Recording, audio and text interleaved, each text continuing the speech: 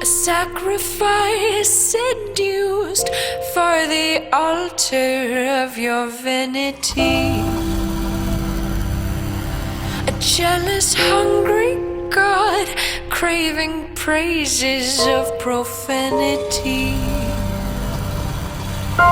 With bedroom dark and dine, and a deep mouth stained with wine, it drinks its fill. It was your mothers, not your brothers, that agreed to feed you poison. This egregious lack of choice indeed seemed fit to join your voice in, with lies disguised as prizes of reason and wisdom, with briberies of finery to weaken any criticism. Can the fly invade the blossom that devours it? A mouth that lies in wait for a gift of life to shower it.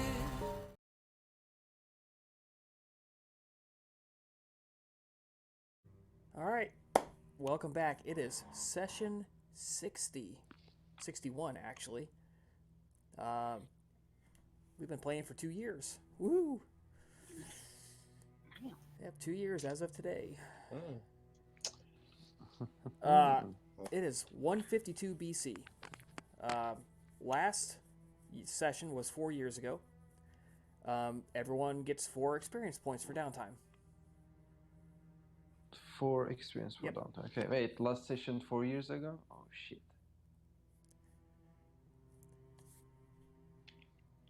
Nah, I'm just joking. So, yeah, last session, Sybil was unfortunately caught attempting to return the spear. And the reason she was caught was not any fault of her own.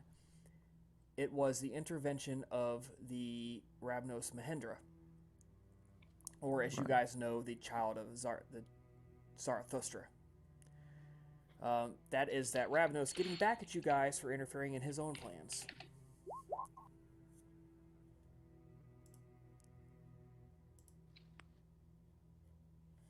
Yeah. Yep. That's He a good did way to his put it. thing. Yeah, so, that they did not manage to get all of the information out of you guys. They don't know about the bargains you made. They don't know exactly what happened, but they did get enough out to know that you were involved in allowing the Carthaginians to appear inside the city walls. Artemis took the brunt of the punishment for you, in the form of having her 2 direct children banished. You guys were simply stripped of a dot of status apiece.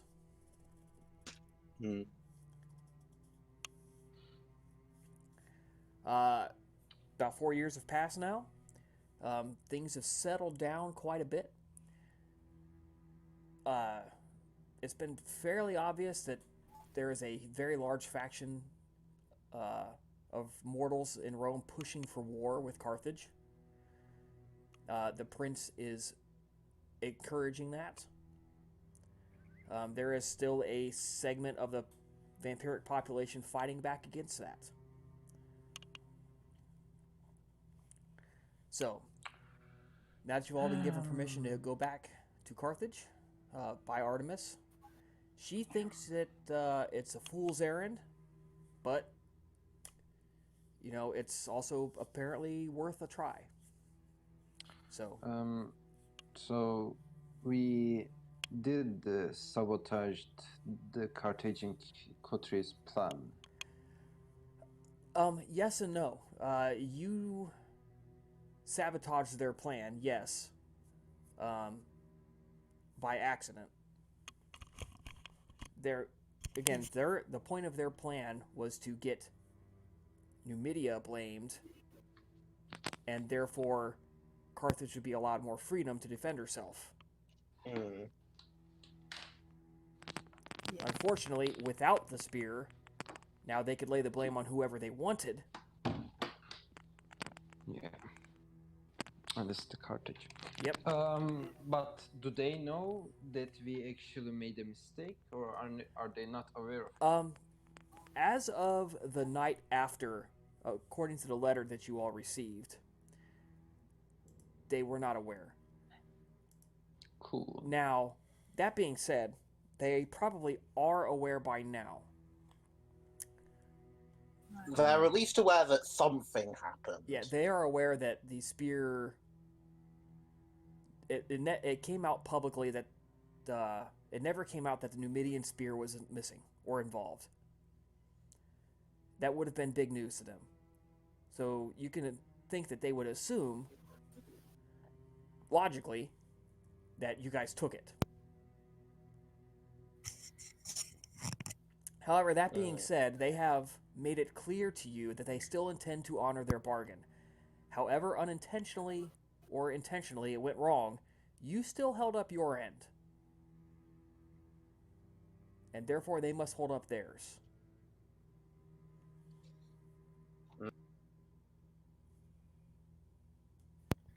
Except it in no way denies them the opportunity to challenge us for the transgression we have committed. They can easily give us the thing we paid for and then execute us if they so desire. Yeah, that is something to be wary of, but honestly, at this point, it would just be a waste to not at least try to get what we're owed. Yeah, I agree. I mean, we've come so far. Let's just go to the end of it. I believe that we should increase our price. After all, they promised us that they will not harm him, and yet they have done so. That was not part of the deal. Part of the deal was We can talk. private something with No, Cato. the deal was fair. It was regarded properly on both sides. What happened after doesn't matter. Which doesn't mean they cannot seek retribution for spoiling their plans. I think All I asked for was a private meeting with Kate, and we did that. Regardless of what happened after. You did not do that. You interrupted them. No, we the did. meeting was done. How did you know the I meeting mean- was done? You're the one who intruded on them. I have no Yeah, idea, but it I was done. think- They were departing. I think this And is about The business like was concluded. yeah, I think this is about like I think- winning- I think it's just safer. I think if we try and push for more, we're not going to get anything. A what? For more? Yeah, if so I forget who, but someone suggested we raise our price. I don't think that's gonna happen. Yeah, I was going to say. I think it's for the best that we just go with it. Something that I think is even better is for to bring them back to Rome, staked. Yeah, but if you consider doing that, please do Carthage, that it's after large. we get our boons, okay? Like after they give us what they owe us. Then, if you want to take them to Rome, do that. Not before. I'm not sure if that will be practical just on the timescale my boon will need to work on. Time scale. Nah, I think I can take a long trip in Carthage if it requires. The thing is that also we do not yet know why they are being pursued by the Fist of Ham. Well, I honestly don't want to stick my nose at that. Oh, we've long past the point of being able to avoid sticking our nose in things, Sybil. Oh yes, we're Not for deep, the Pretty much. we're deep within the faction. We're deep within the warfare between the factions, starting with our good old friend, the Bug Lady. We'll surely encounter her again. The fish god Hamilcar might even be able and willing to assist us in bringing them back to Rome. A show of good faith from Hamilcar. It is certainly. Why would he help us? It's a concern for them to. Hmm. Are they really wanted by the vampire senate? The Carthaginians. Oh, they would definitely like to get them back to kill them. Yeah. You see, Albina, if Hamilcar would give those Carthaginians to us to take back to the Rome, he would do that much earlier than the past years. You know, like, how to say it? It doesn't matter if we go to him and asks for the Carthaginians, or he just does it Actually, it does himself. matter.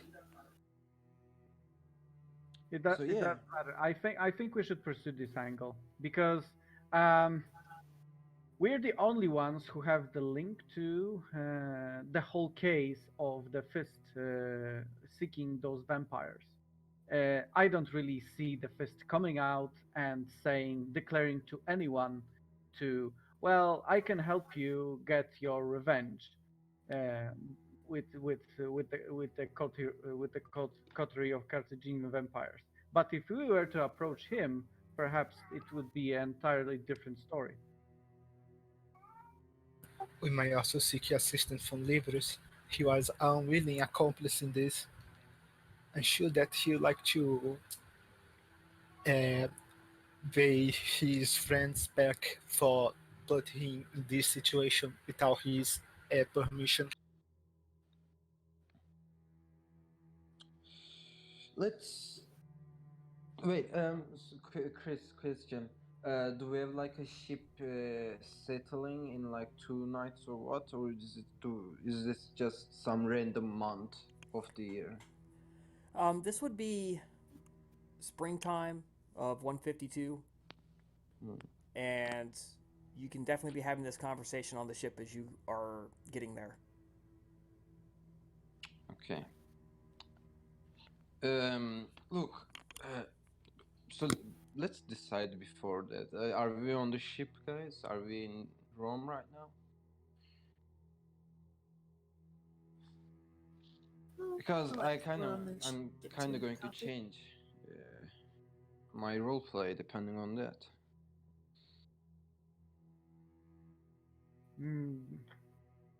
Based on whether we decide to pursue them?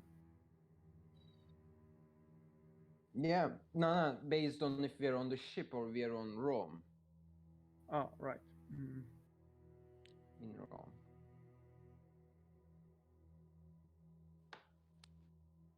Okay, no, other way. Either case. I think that seeking revenge is a good thing, and it might bring some redemption on before the prince. But I think that we should pursue our boons before making any, how to say it, schemes and stuff like that. Oh, absolutely. I 100% agree. Plus, if we Your do voice is decide real to, low. try and It's really seek quiet. I can't hear revenge anything. on this Carthaginian coterie, after we've received our end of the bargain, we should come up with a decent enough plan.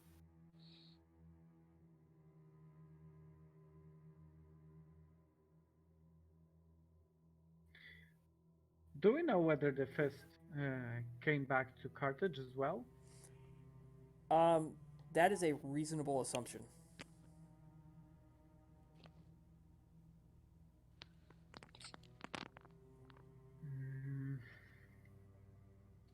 What was his full title? Fist of? His full title was scrolling up, was Malchus the Fist of Himmelkar.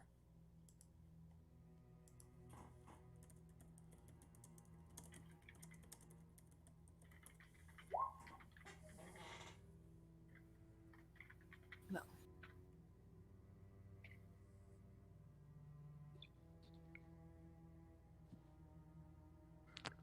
Right. I think we should proceed meeting with him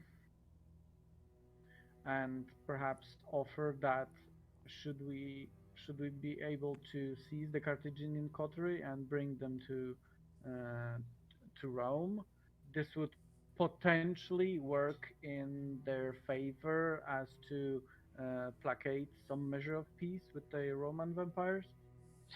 After after we get our boon. Yes, said that.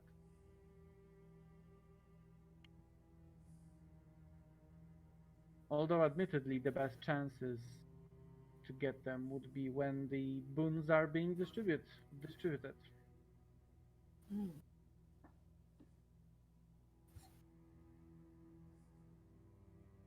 Okay, I'm down for that. If if you guys give me some time to get my favor before doing all this capturing and revenge and redemption for the Carthage thing, I'm down for that. I will be willing to help you to take those Carthaginians back to Rome.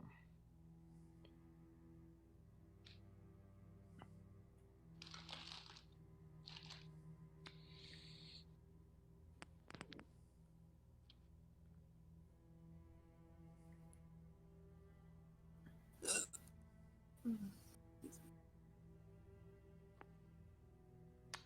Are we what's our blood pool right now?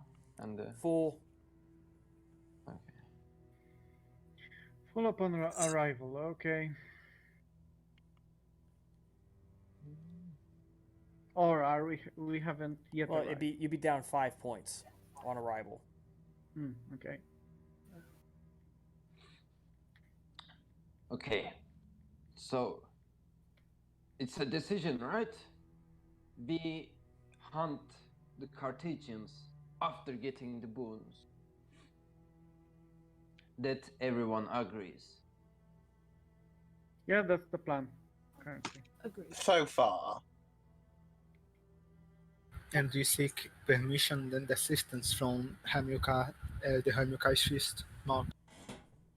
Well, to be fair, I don't think we can get anywhere without his help, because likely the Carthaginian coterie overpowers us. So we need some I assistance. mean, hell yeah. We are going to their home right now.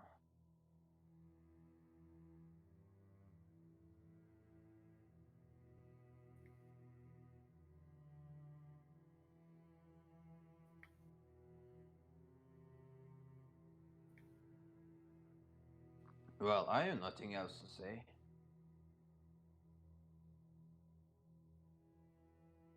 Neither do I. Hmm? Me neither. Let's proceed. yeah, let's get going then. All right. About this time, you guys wake up. Your ship has arrived. Now, I assume that all of you guys are traveling with your bodyguards and whatnot. Yes. Yep. Sadly, I don't have any. We, perhaps remembering what happened last time, we ended up well, not the last time, but the second to last time we were in Carthage without them. So, there is essentially a party getting thrown on the docks when you guys wake up. There is a feast going. People are dancing, singing. Your arrival is literally being celebrated. Wait, what? What? Okay. Yep. Let's just play along. Is this is this like what we are scared? Please don't The, kill us celebration? Or? 5 members of the Carthaginian coterie are waiting on you, and Elissa the merchant asked permission to come on board. She's dressed very colorfully, yellow, reds, greens. She's got the jewelry in her hair. Mm.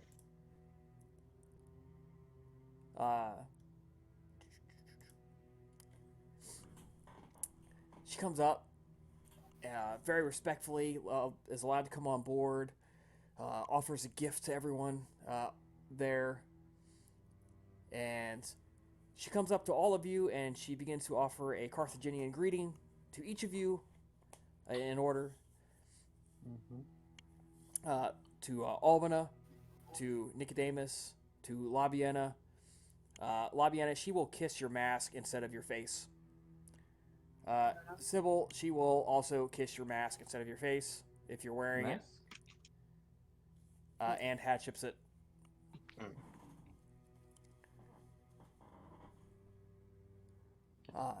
Welcome to Salute. Carthage. We're so happy to have you here. It's so good to see you. We're glad you could make it. Yes, it is refreshing to return here. Thank you. Thank you for your generosity. The journey was pleasant, and I am very excited. The mood of the city seems to have improved since our last appearance. Well, why not? Why shouldn't we be celebrating your arrival? The raids have stopped for a while. We grow fat from trade. Rome grows fat from trade. We're just glad to see you. We're glad that everyone here is alive in a fashion. We're glad that you're here to allow us to fulfill our bargains. And hopefully, we can start a relationship anew. Labiena does smile on the outside and says, as do I. Yes. This will be great. What a pleasant and joyous occasion indeed. The fortune seems to be smiling upon everyone's. I assume the diplomatic missives between Carthage and Rome has been equally bountiful.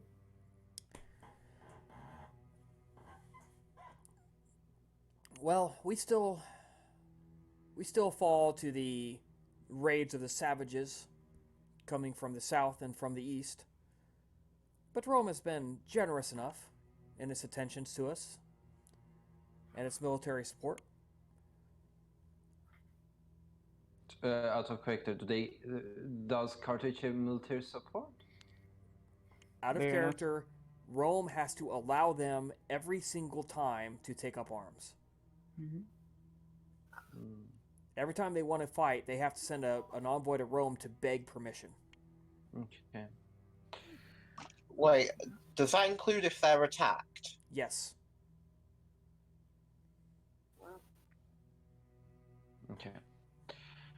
I hope Carthage has been, how to say it, turning the tables about the border problems. I hope things been going good on your side. Indeed. Well, we harbor high hopes that within a year, all of these matters will be settled. It will be definitely a great thing.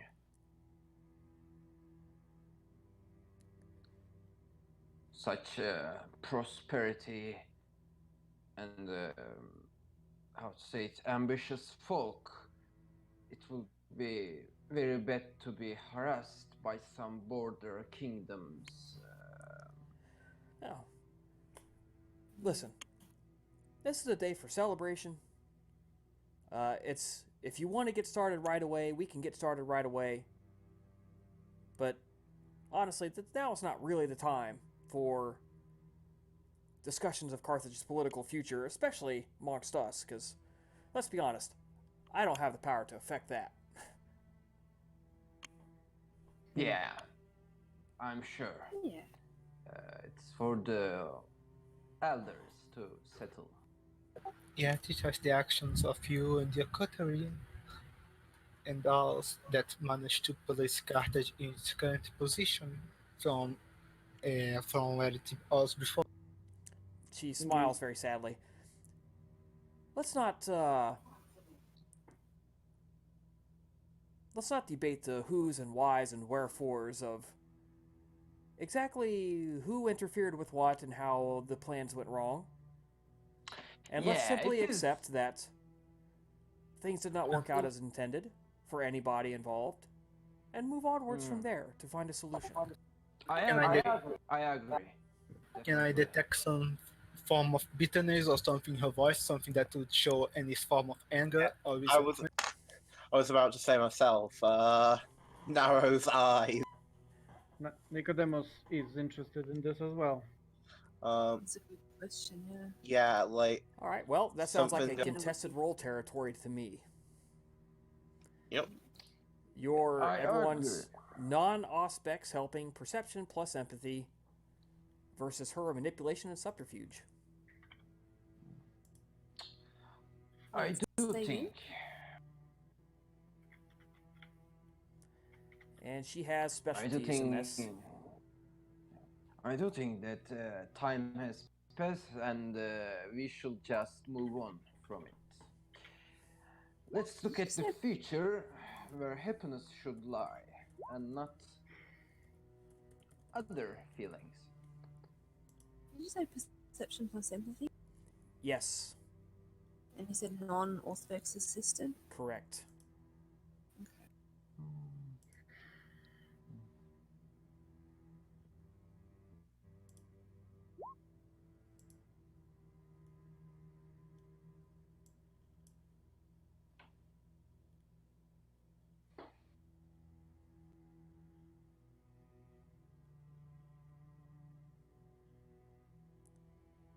Wow.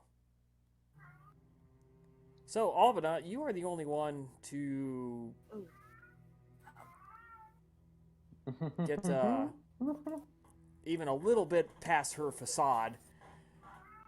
She's not exactly happy, but she is determined not to discuss it either. Great. All right. So, may I ask, what's this happiness going around the city street? Oh, that's not around the city. This is just for you guys. Just for us. Well, what did we do so grateful that, people are, being happy because of our arrival? Why can't we throw a feast for our friends? You do I'm consider us humbled. friends, right? You don't consider us enemies. Why would we? Exactly. Actually, Of course not. Actually, I was going to ask, you do not consider us enemy, right? Because I see you as friends. I have no enemies, and this is now reversed. Now she's attempting to penetrate your lying ability. I'm not lying. Sybil is not lying. she sees them as a friend because they told her that they can provide blood magic, and she's like, I'm your friend till that is done. Oh, so Sybil did lie to us when she said she is going to help us with capturing them. Yep. But you don't know that. Mm-hmm. Well, our characters don't know that.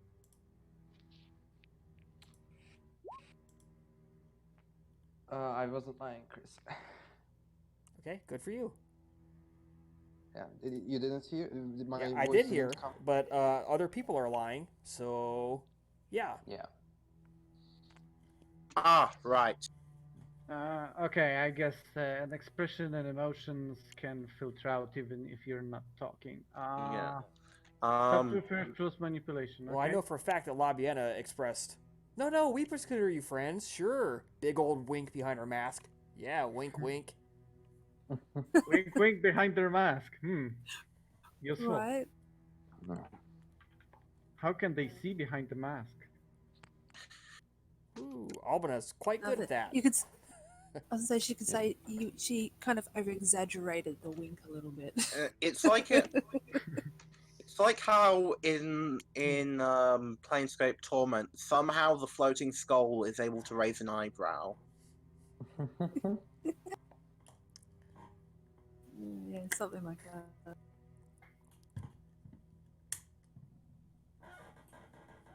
Well, good. As far as she's concerned, you are not angry. Most of you.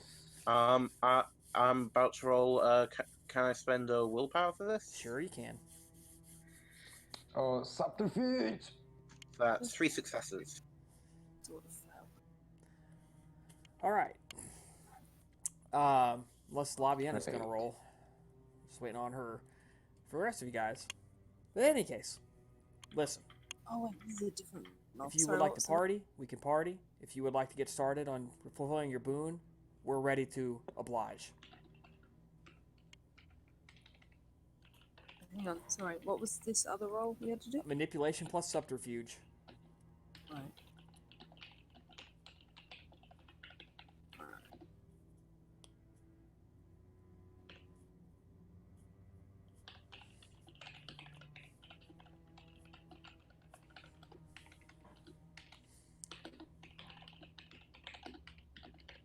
So you guys told me we can drink and party here all night long? I've got nowhere else to be. I think let's start with business for now and move to pleasantries afterwards. Okay. Well, listen.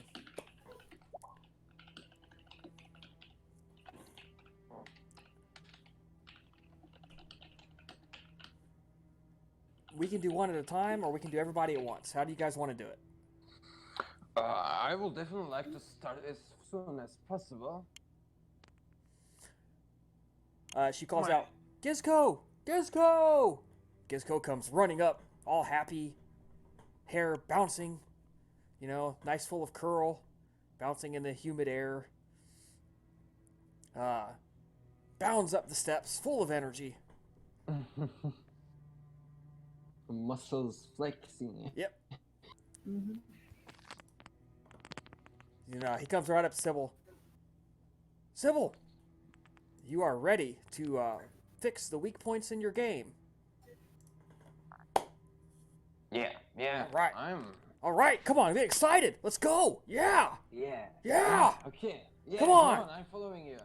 Ooh. He puts his arm around I'm your gonna shoulder. jump. Come on, let's go. Okay. Oh, you're not gonna be able to step out looking like that though. You're gonna have to do something about this. Let me try. Okay. Okay. What do I roll now? Let's see. Dice. Oof. Okay, I have to open the book. Manipulation plus performance, I believe. Yes, difficulty 7. Or you can just obfuscate and follow him. Hey, Gisco. It would be much easier if I obfuscate, but can you see me? Just to be sure. No, but it's fine. Just follow me. You'll be okay. Okay. Just don't get separated. Okay. Let's go. Yeah. And he walks off, Follow. head up, shoulders back, just pushing his way through the crowd. Cool. I'm going to my death. I follow. How about you, Labiana? You ready to go tonight?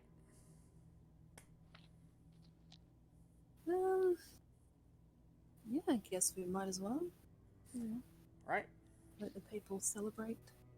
And we'll do our thing. Milky just appears before you. One moment he was on the dock, the next moment he's right here. Bloody Assamites. Ninja! I will be your escort for tonight. Allow me to take you to the Temple of Melkart. Lead the way. He lets you slip your arm in his, and he walks carefully off the dock and begins walking down the street. And you, Miss Albina Palace, would you like to begin your education tonight? Not, if possible. It is quite possible. Yes.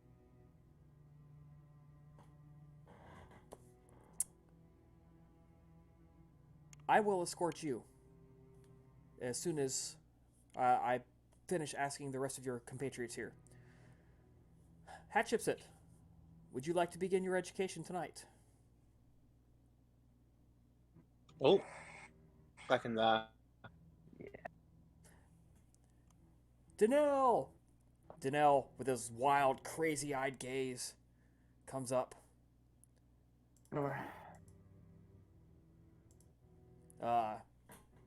Just walks confidently up the dock. Danelle looks different. He looks fat.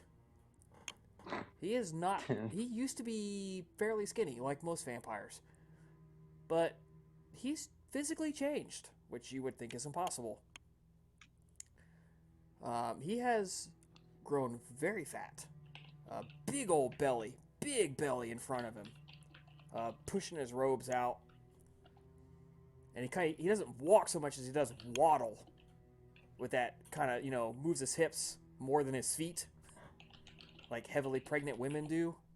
If you've seen him walk. Yeah, he's got that fat man walk going.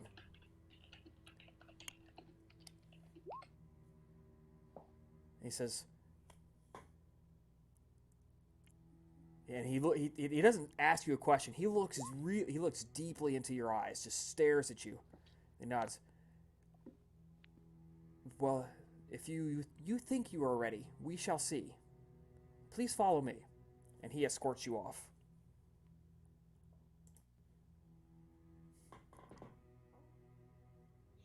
Yeah, I follow. All right. Last, Hyaton, or Balhyaton, comes up with that burned scar in his forehead. Cousin Nicodemus, would you like to begin your education tonight? Certainly.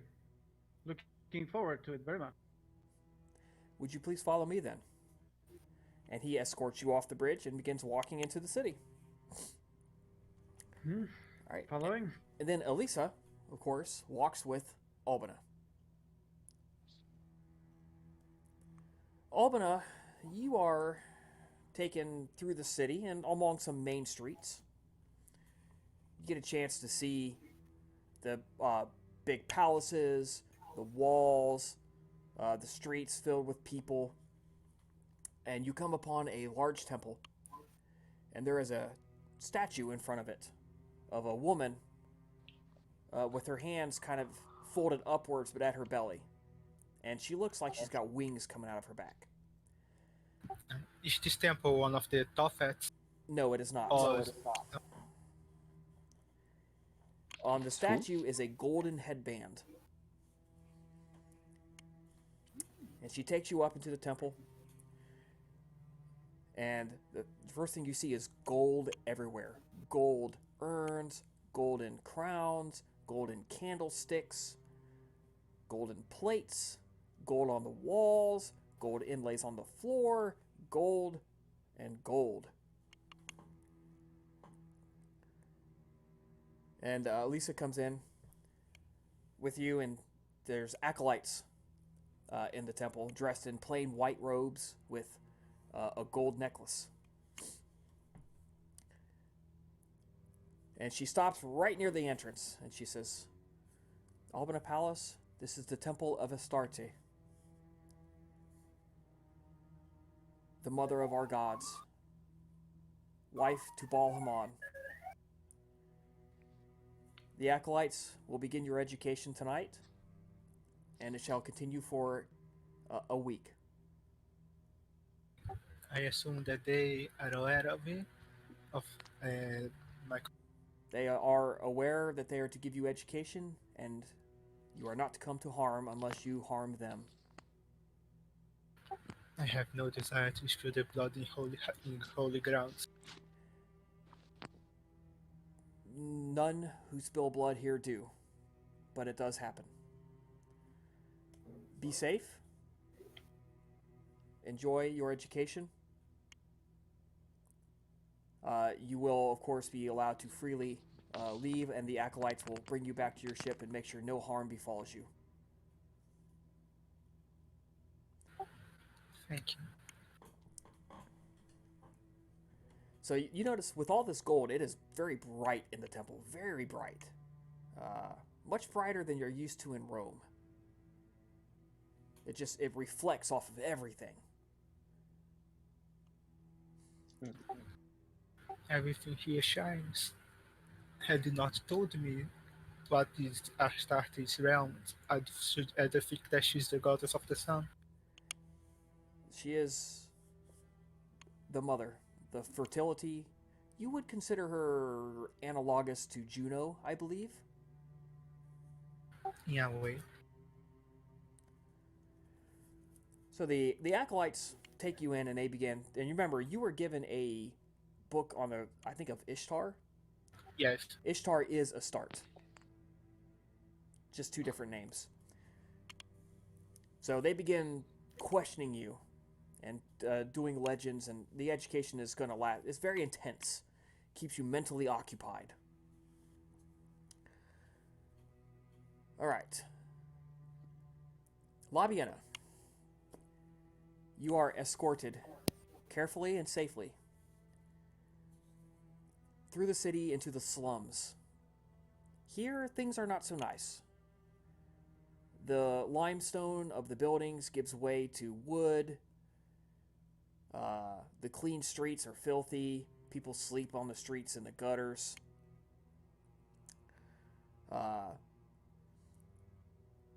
There are cries of pain. People, do what people do when they're trapped in poverty. They rob each other. They beat their wives. They take out their frustrations on each other.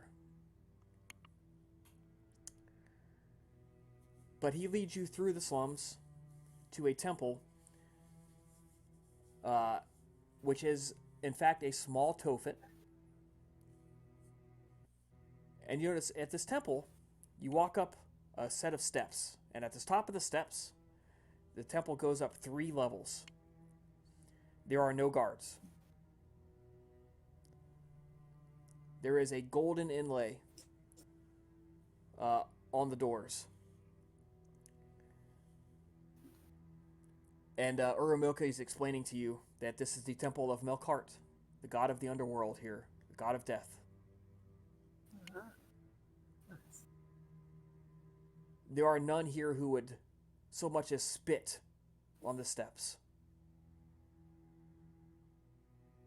lest they endanger their immortal souls forever. And so they shouldn't. He takes you up the steps, you enter the doors. He drops coins inside the doors.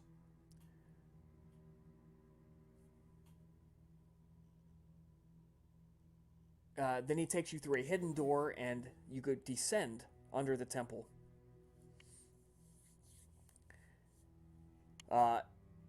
The temple, there are little niches in the wall with candles that give you just enough light to see. You go down some steps, down some steps, down some steps, circle, circle, circle, circle. You open up into an underground sort of dressing area, almost, a greeting area. And there is a mortal there waiting for you, a female, dressed in dark robes with a crown of silver and a dark onyx jewel set in the middle.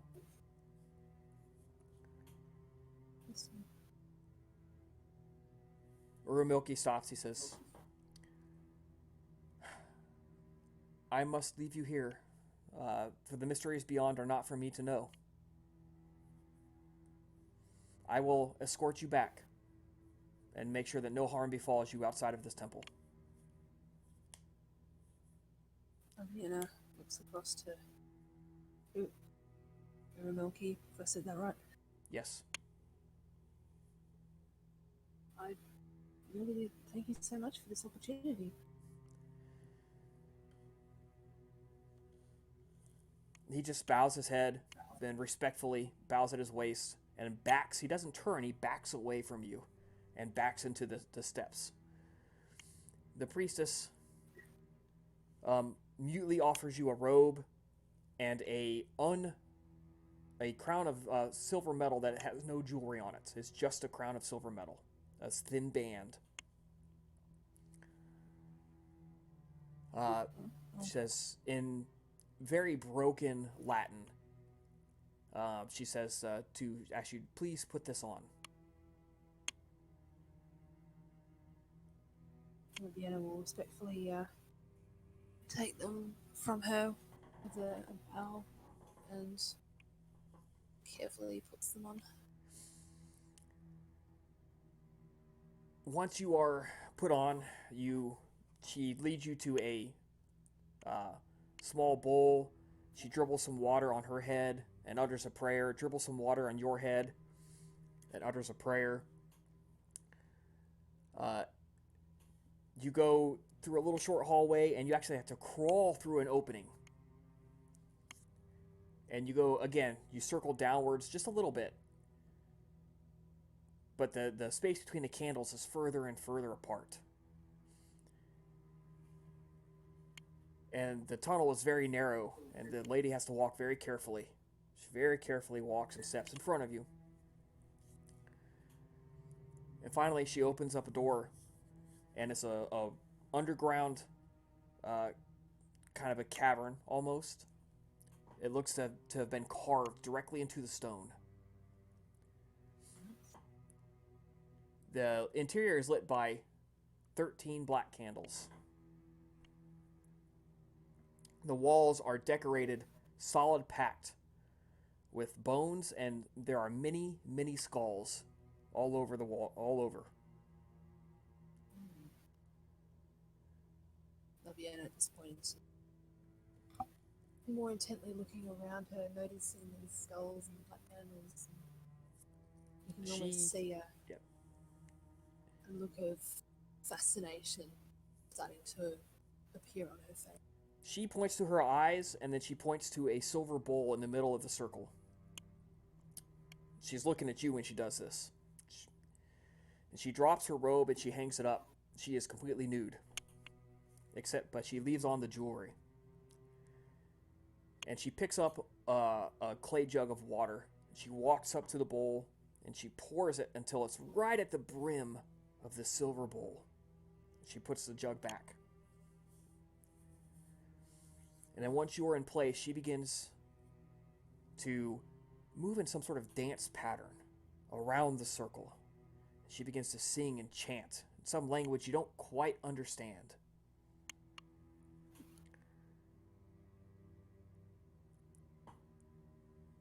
As she's singing, you see her reach out and she grabs a jawbone off of one of the skulls, and it's a very small skull. She takes the jawbone out. She continues to sing and dance and move, and her body sways, the music only she can hear. But you can, in her chanting, you can almost understand it. You almost hear it. And she's beginning to sweat from exertion. And her skin gets red and flushed. And eventually she dances her way into the circle. And she takes her hand and she wipes her brow. And she allows the sweat to drip off of her hand into the water. And she takes the jawbone and she drops it in the water. And inside the bowl, what had been silvery reflected flame light becomes total black. And then it clears. And you see a silver form. Ghostly. It looks to be a little child. And the view kind of opens up a little bit to maybe 3 or 4 meters around it. You've seen something like this before, in the form of a scrying ritual.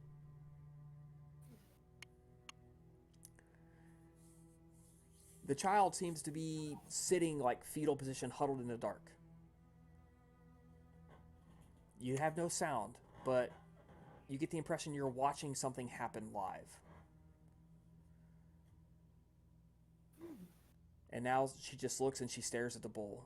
And now you get the impression you can talk if you want to talk.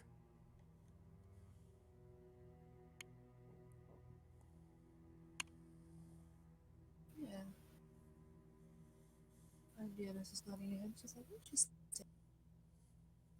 Would definitely love to learn more.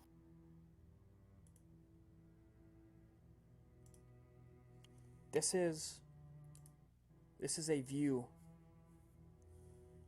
at the world of the afterlife, where the spirits go when they are not called to rest.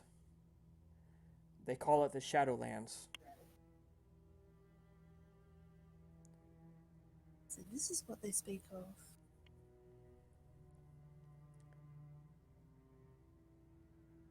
This child, do you see the black dot on the child's heart?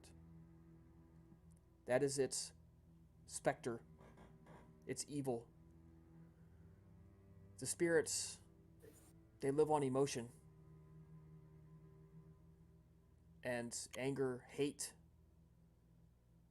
is emotion. It exists within them as it exists within you.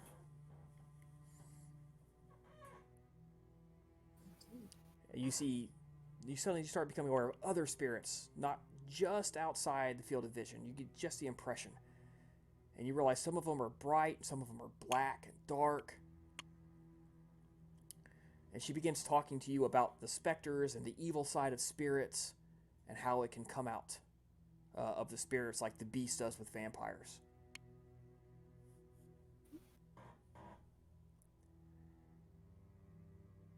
The one thing you do understand, this is not blood magic. She did not tap into vampire powers here. This is not necromancy. It's necromancy, but it's not blood magic. Oh, no. Okay. Right. So I'm going to leave you right there.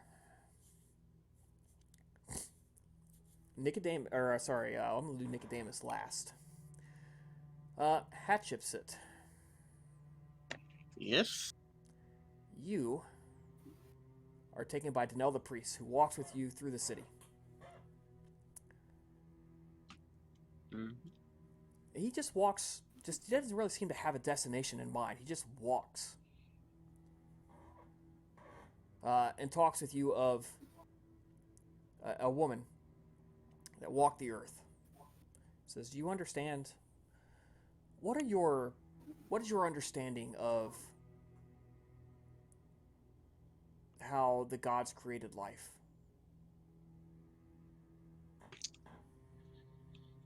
Based on what I have pieced together from my own studies, there was chaos, and the gods, if we'll call them that, shaped that chaos.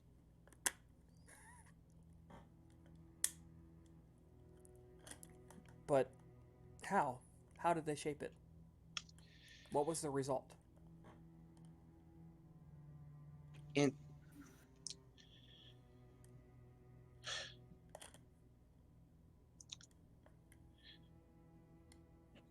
Hat pauses for a moment.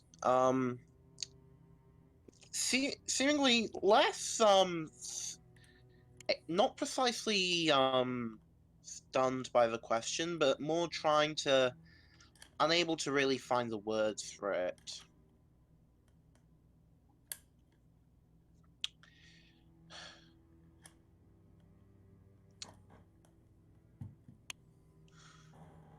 Eventually she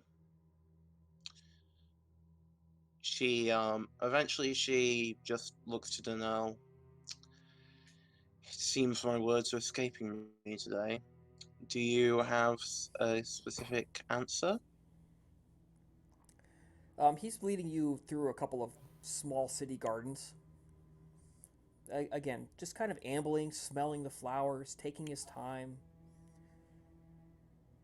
Well, let me ask you this. What came first, a mother or a father?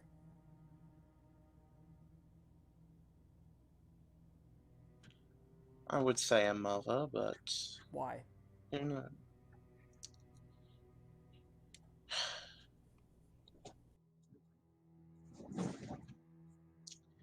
That one actually does cause her to pause a bit longer. I'm not sure I can put the why for it into words. I realize this may not exactly be good for academic discussion, but it's something I know.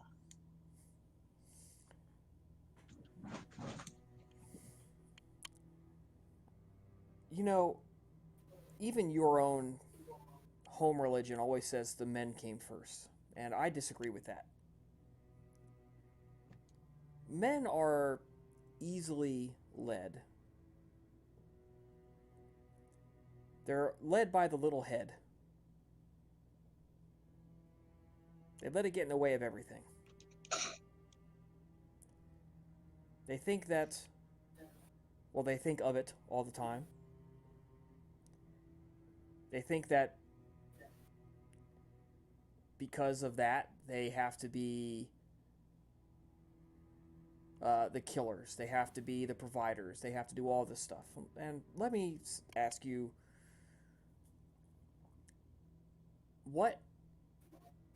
who brings forth life?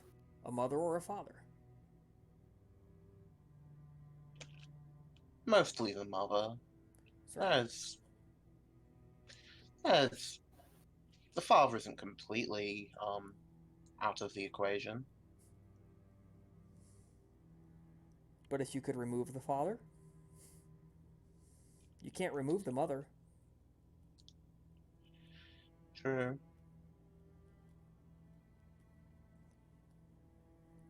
Let me tell you a legend of a time when gods walked the earth. All gods, great and small.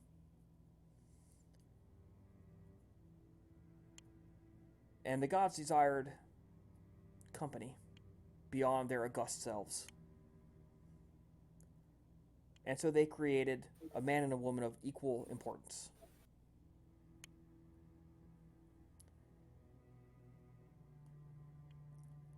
But the woman would not let the man have dominance, if you see what I'm saying. Yes. And so the man cast her out, demanded of the gods a subservient wife. Now, this woman, being created of the flesh and will directly of gods, was not so easily destroyed. She had pride, power within herself.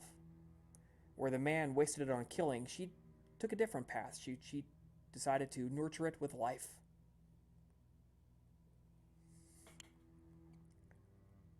She went amongst the gods and she bred with them, and she became the mother of all. We know her as Lilith.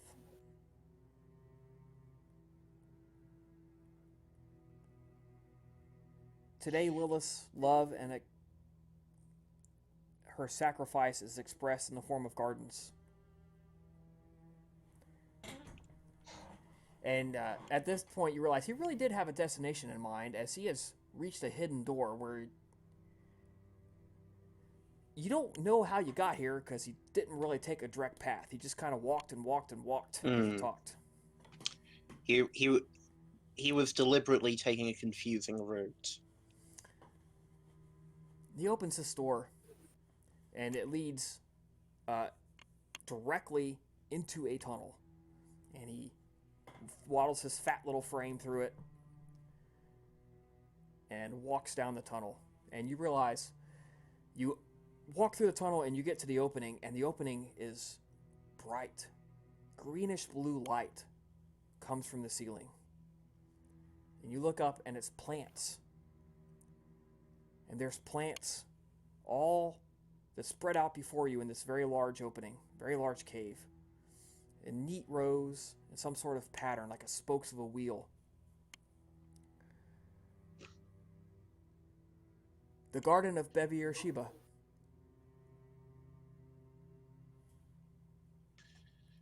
Walk amongst the plants, but spill no blood and break no stem.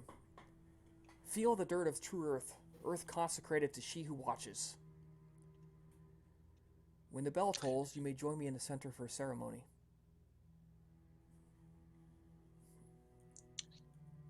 Understood, and thank you. Hatshepsut does as instructed. Very much taking care not to, as requested, not to, damage it.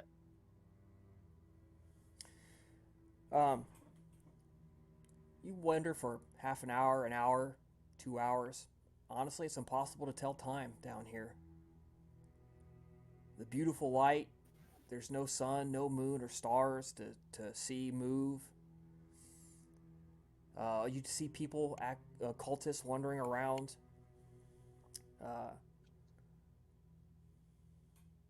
It's just seeming to take care of the garden, take care of the walls.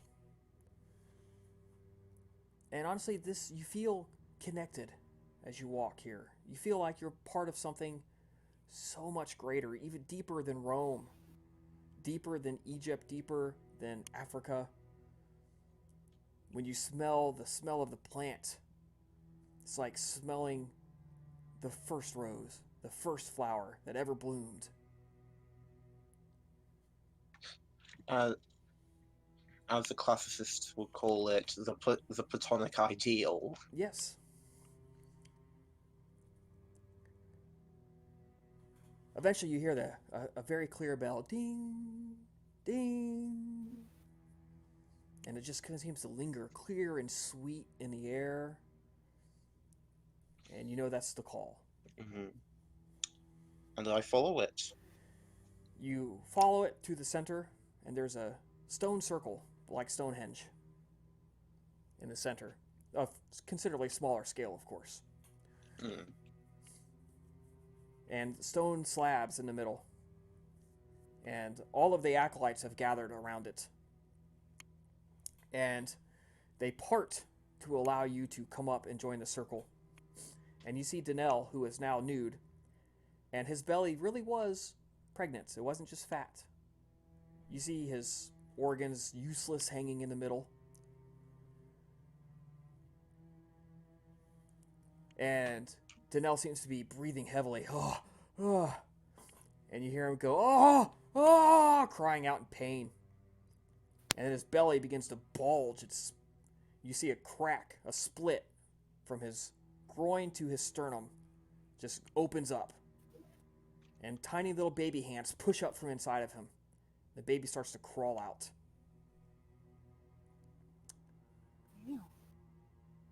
You can smell the canite vitae, strong smell of canite vitae, covering this child.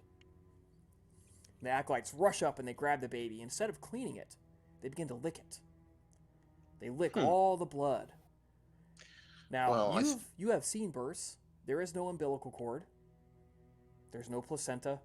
None of the biological side effects that you would expect to see with a birth. It's almost like they cut open his belly and shoved the baby in there. Yeah.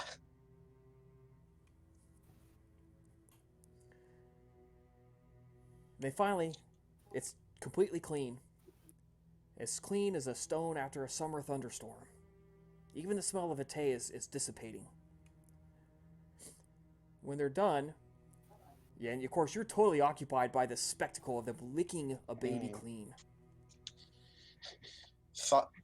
Slightly scared, but also very fascinated.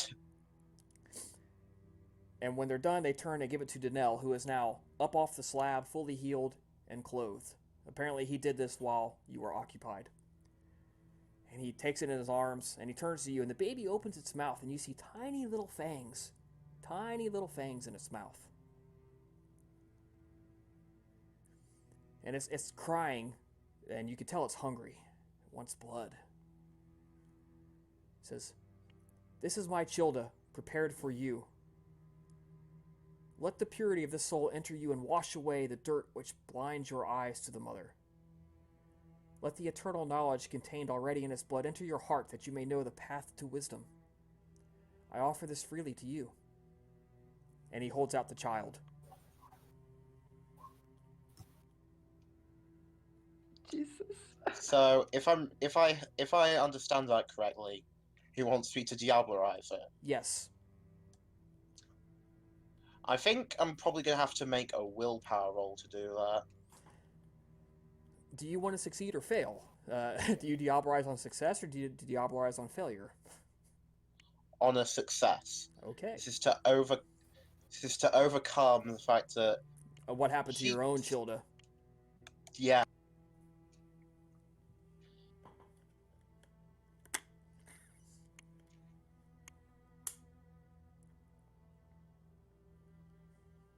Okay, I need to set up a new macro, but for now, just roll 5d10.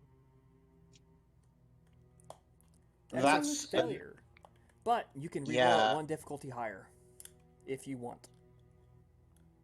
I will attempt to do so, and you can't spend willpower on willpower, can you? Correct.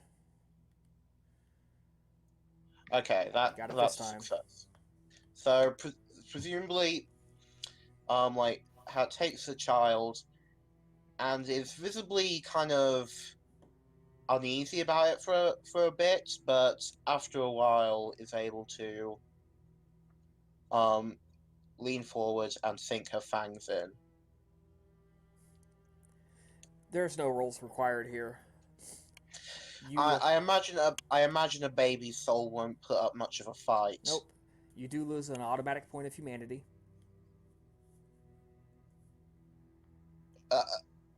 Understandable.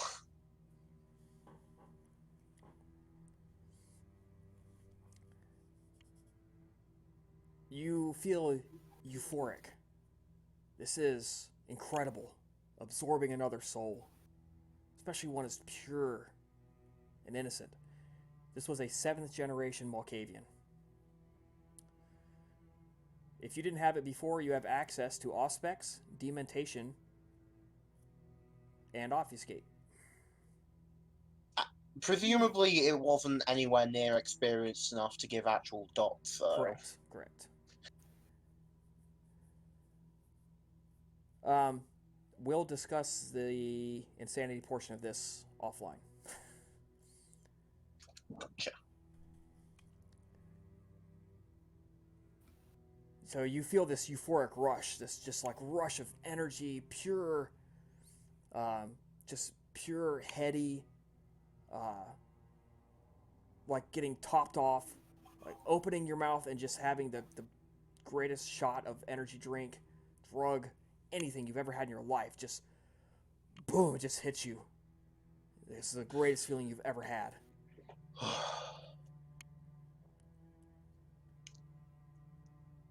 And the baby crumbles to ash instantly in your hands, followed by Danelle hugging you tightly and embracing you as sister.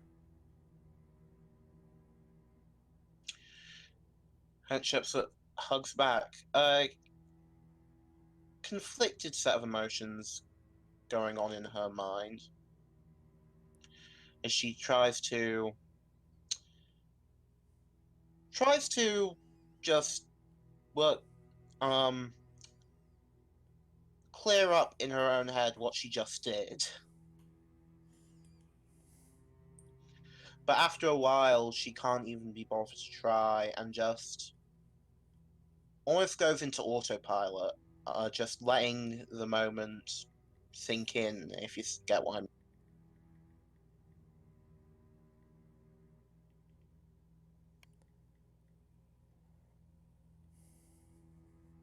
Okay, we're going to switch gears there and go to Sybil. Sybil, you are brought to a small, and it's fairly small, little house. No, I take that back. Sorry, I got that mixed up. You're taken to the Temple of Baal Haman, the largest temple outside of the inner city. Do I know which god it is? Do you have... Actually, probably you don't. Okay. You haven't really bothered to study their theology that much, but it is a very large temple. You know that. Okay. Signs of a lot of wealth. Great. Gizko takes you in the temple and eventually leads you through a set of complex rooms. And he points to a door and he says, "What you seek is in there. There shall be no, I swear to you upon my life and soul, there shall be no violence to you that you do not bring upon yourself." Are we alone right now? Yes. Okay, I break obfuscate. I have no such intentions. And then I enter. The room is After that- completely dark. Utterly, totally dark. No light at all. Okay. And a voice speaks to you. It could be in your head, or it could be somebody speaking in the room. Okay. You don't have any kind of frame of reference to tell. And it says, "I know what you want. I see in you a void where once the voice of the mother spoke to you. Do you wish this void filled?" Before speaking, Sybil reflexively looks around herself, just tries to understand where this sound is coming from, general direction of it at least. Everywhere and nowhere. And then she actually like crouches, sits on the ground. I don't know, because she is not going to walk anywhere. It's total dark. Yes. Yes. A ball of whitish orange flame, and it's a total sphere, appears in what you would think is probably the middle of the room. And it casts almost no light, just barely enough for you to see your hand in front of your face. It says, "It requires a sacrifice, power for power. Pluck out your eye and place it in the flame, and then speak your name. I will allow you to touch of my knowledge and start to walk the long path to regain that which was taken from you."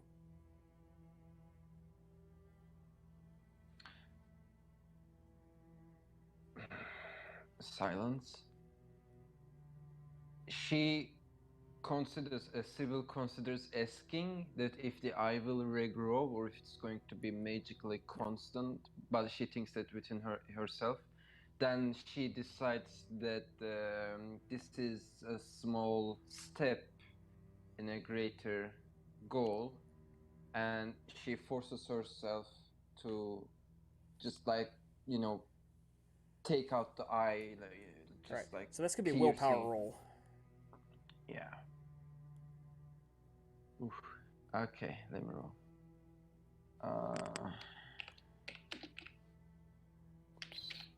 Please. All right. You force yourself to reach in. Your fingers force into your eye, and you feel the slimy little orb rolling around in there, and you force yourself to grab it and just rip it right out of your head. Ah, so much pain. Yeah, it just like pours out from the mask. Mm-hmm. And then he said that I should drop it in the light. And then speak your name. Okay. Yeah, I just crawl towards the light to not stumble and fall. And then I like reach to the light orb with the eye, and I speak my name, Sybil. Yeah, my name is Sybil. If I speak my name, Sybil, drop the eye to the light orb. Right. Right? You drop it, and you feel something touch your soul, caresses it. And then this voice speaks your name. And when I say your name, your true soul self name, not just Sybil. It's a name that encompasses all that you were and all that you are. And then you feel knowledge bloom in your mind. You may now buy a discipline.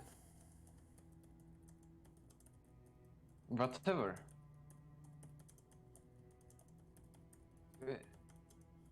Is it whatever discipline? No, I'm getting ready to send you a message. Okay. That will be great if it was whatever discipline. Just pick whatever you want.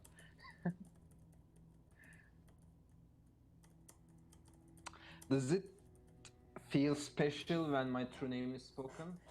Yes, it feels like you. Interesting. Okay. Okay, let me test private message because I don't know. So you're gonna whisper to me /W, and yeah. Name. Mm-hmm.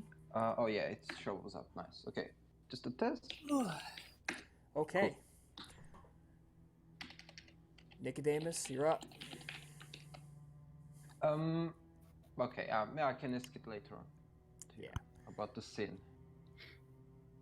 All right. So Nicodemus Baliatin or Hyatin escorts you to a private residence.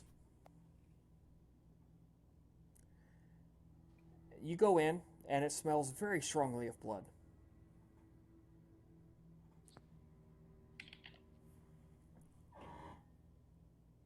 He escorts you in, and he takes you to a room that's lit by a couple of torches, and there are some wall hangings of like just plain leather on the wall.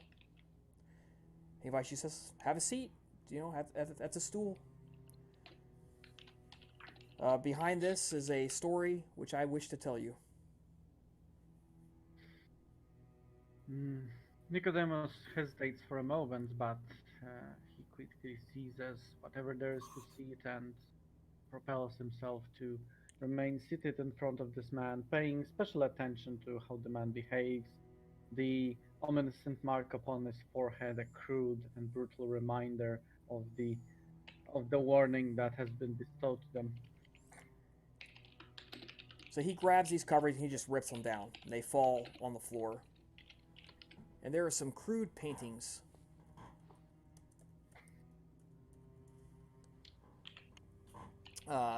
behind them. Not very artistic, just kind of crude. And he begins to tell this story. It's what is on the wall in front of you. In the deepest legends of the night, hidden behind shrouds of mystery, my people tell of a progenitor that of them all was the most horrified by his inner beast. His very revulsion drove the monster to greater acts of depravity than had ever been dreamt of by man, monster, or God. And when his monster slept, he wept great tears, as if weeping could undo what he had done. He sought refuge in the music of Toreador and his children. The madness of Malkav offered no ceasing to the torment that afflicted him. The exercises of Bruja could not exhaust him. The philosophical trials and arguments of Set and Lasombra gave him no way to deal with the pain. Hakim merely waited until the time would come to deliver punishment, and Ventru would not tell him what to do with his torment. In these legends, the founder resolved to leave the company of his kin and travel, seeking an answer somewhere in the world. He went south, west, north, and finally turned east, where he came upon an unusual sight. A village of people sacrificing men, women, children, and animals to a great pit. From the pit arose a stench of foulness and an unceasing beat of fly wings and hornets. The people bathed in this pit, they worshipped in it, they copulated in it. And when the founder came up on it, he reared up in great temper and exclaimed that if the people wanted to worship monsters, then he would show them monsters.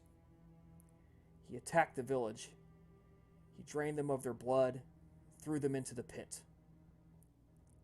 He then covered the pit with their corpses and dirt and emptied his veins into the mass. Then he left, heading east. Of the 100 men and women cast down, 3 pulled themselves back up and out of the pit. That founder went on to learn the mysteries of the Eastern Giants. You know of whom I speak, and how he returned changed physically and mentally, don't you? And he turns to look at you. Nicodemus just remains silent, hoping that his visage doesn't betray too much. He just waits for more. So now you see why I call you cousin.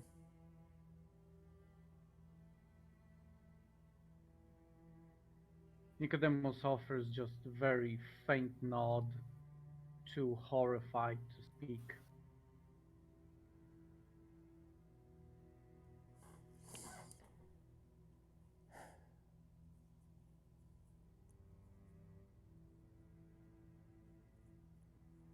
He takes his thumb and he like pricks it on his fang. And he approaches you and he puts his thumb on your head. And then he kind of waits for a reaction. Sorry, missed that completely. Yeah. He basically bites a little bit into his thumb so a little bit of blood comes out.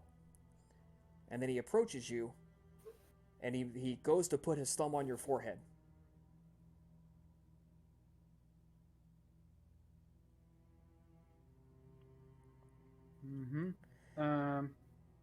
Okay. And he wipes his thumb in some pattern. And he says, "Walk easy tonight. They may cast you away, but they will not cast you to danger.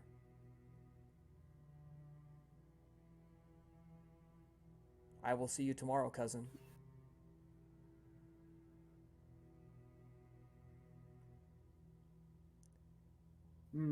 Nicodemus rises very stiffly.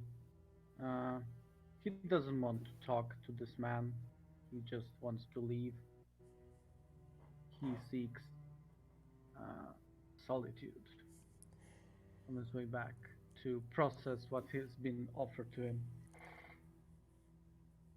As you walk down the street, you may not even notice this. People recoil from you and that symbol on your head. Nobody comes close. People that maybe even are walking down the street and they look up and they see it, they part. Like, no, I'm not touching that.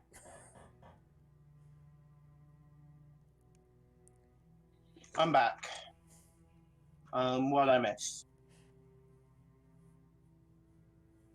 I'll let Nicodemus explain that to you. For most of you guys, the night passes deep in contemplation, teachings, lessons. Eventually, you are all escorted back to the ship, with perhaps an hour left before sunrise.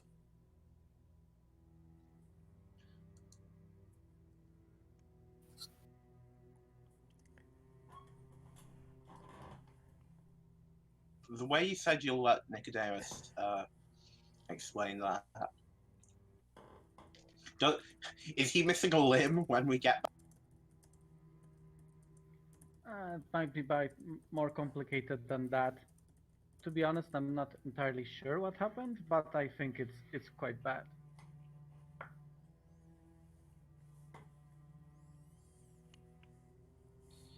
We are all initiated now. Yes. So you guys are all safely deposited back on board the ship to talk to each other or simply rest. I would like to talk. This was nice.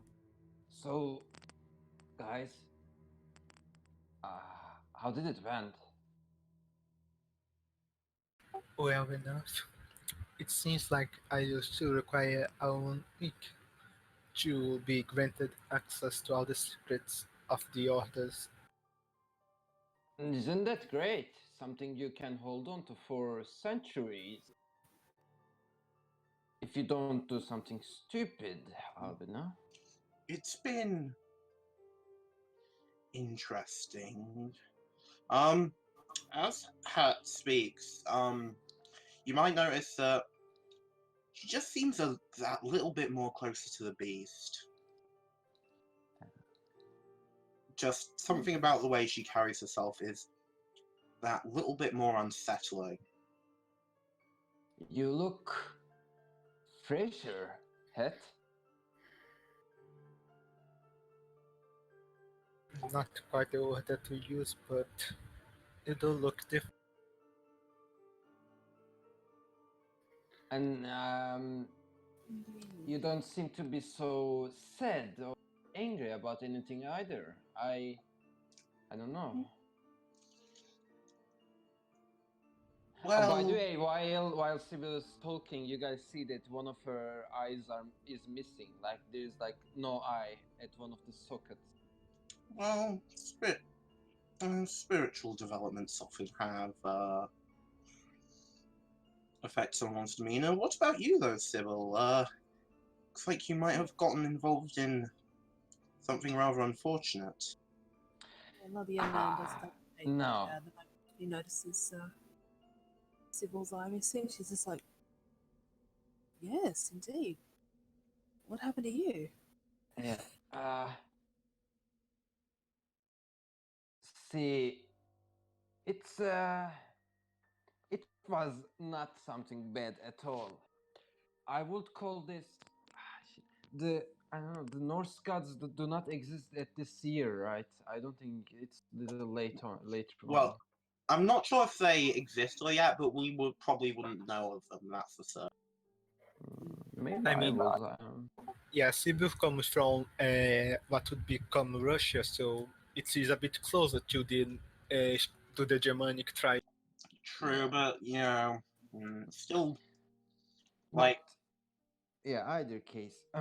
Well, essentially, I got what I have lost in a stupid manner, and I just needed to sacrifice my eye. But I mean, this is nothing, and as she says this is nothing, the eye starts growing back.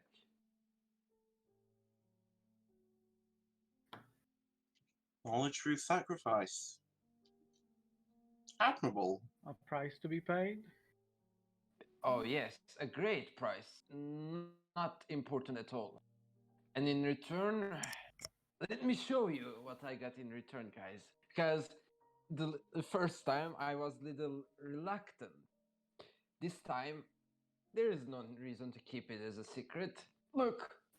And then I want to activate the Lure of Flames, if it's possible. Yeah, don't even roll, it just activates. Nice. I just show them. Well, now I don't know how the fire looks like. If you like to describe it to me. It's about the size of a candle, because it's level 1. And Yeah. it flickers on his hand, or on her hand. Orange, now red, now white. Not quite under control just yet, but she is holding flame in the palm of her hand. And it isn't green. It isn't green, so we don't immediately assume it's infernal. At least. Yeah. Look, isn't that awesome? Nicodemus been gloomy all ever since they gathered in here. It's like he's ready impression that he's lost and not certain of himself, but when he sees the flame, his natural curiosity sparks up and he's like all over it, even though it's a nasty candle that burns vampires to crisp. Hat's eyes go wide as she is presumably able to figure out, even if she doesn't know the exact mechanics behind it, she can presumably tell this isn't regular vampire discipline stuff. This is magic. How do you conjure this? How do you learn powers like this? Isn't that the great thing? I have no idea. It seems like it's something that would require a lot of study, but you just got it overnight. Yeah, and I mean, look, it doesn't even feel like real. Come, touch it. I don't think I want to. But I I'll think believe it. I believe your words, Sybil, this time. look, this is yeah. I don't know how this happened. It just required my eye, which is I mean, very small thing. We are vampires, right? I regrow it right now. It's back. But like I don't know. This is great. This is start of something awesome. And then I just you know get rid of the fire because it's been long enough. Um, well, You now I am should. in the same game with you guys, and I look at Het and Labiana. I think you should keep knowledge of this a secret. There would be plenty of adversaries that would rip the secrets out of you. Yeah, that's true. That's true. Indeed. I will wait till this thing gets stronger. Maybe like when it is like a fireball. I don't know when I can like burn a whole ship with it. You I don't need hope. to carry a candle with yourself. You can pretty much go anywhere. Yeah, Exactly. that's also a thing, right?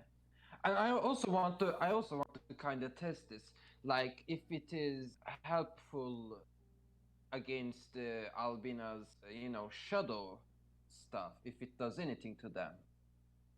Against.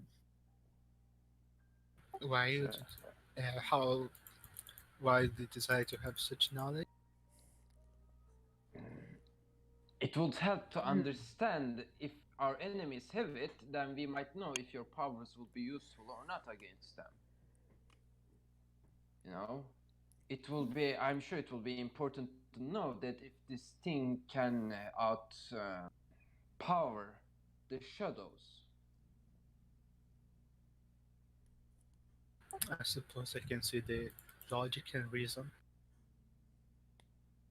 Otherwise, you look different too, guys. Come on, Nicodemus, head, and I no head. You describe it. Nicodemus, Albina, Labiana. What about you? Well, Labiana at this point um, is kind of, you know, in a sense impressed with the things that everyone else have been describing thus far and all the demonstrations. And as such, even when she walked in, she had this look of fascination, a small part of which remained from what what was on her face when she first walked into the temple earlier. And she looks to everyone and she says, "Well, I, as a matter of fact, was introduced to. Um, I may now have the ability to understand a little more about the what they call the Shadowland. So apparently, there is a means with which you can peer into, at the very least, a small portion of the and even see the spirits that live within these lands, which could be very useful." May I tell something? Wait, you said Shadowland. I mean, Yeah. uh, and I look at Albina. Now, this sounds something you guys might discuss about. Shadowlands. Do you know anything about Shadowlands? It sounds like something you will be acquainted to. I assume that I have no idea about it.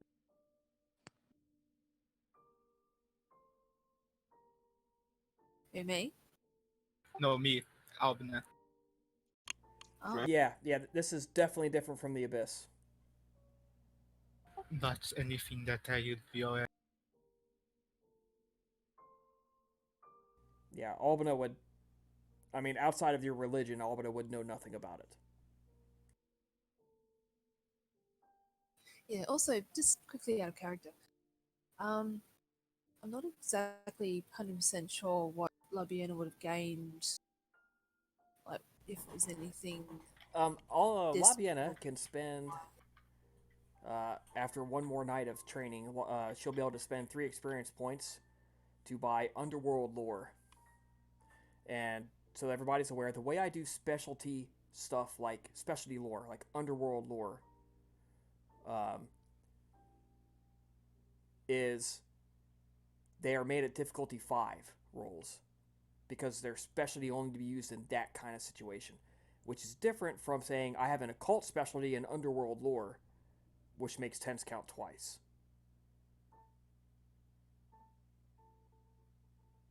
Okay. Special. Yeah, it's getting quite.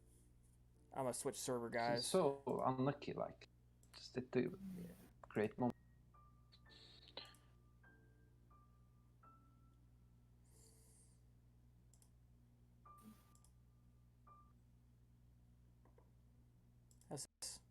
Okay. That's good. All right. Yeah. So if you buy a specialty ability or lore, because it's so limited in scope, I make the rolls easier. Mm.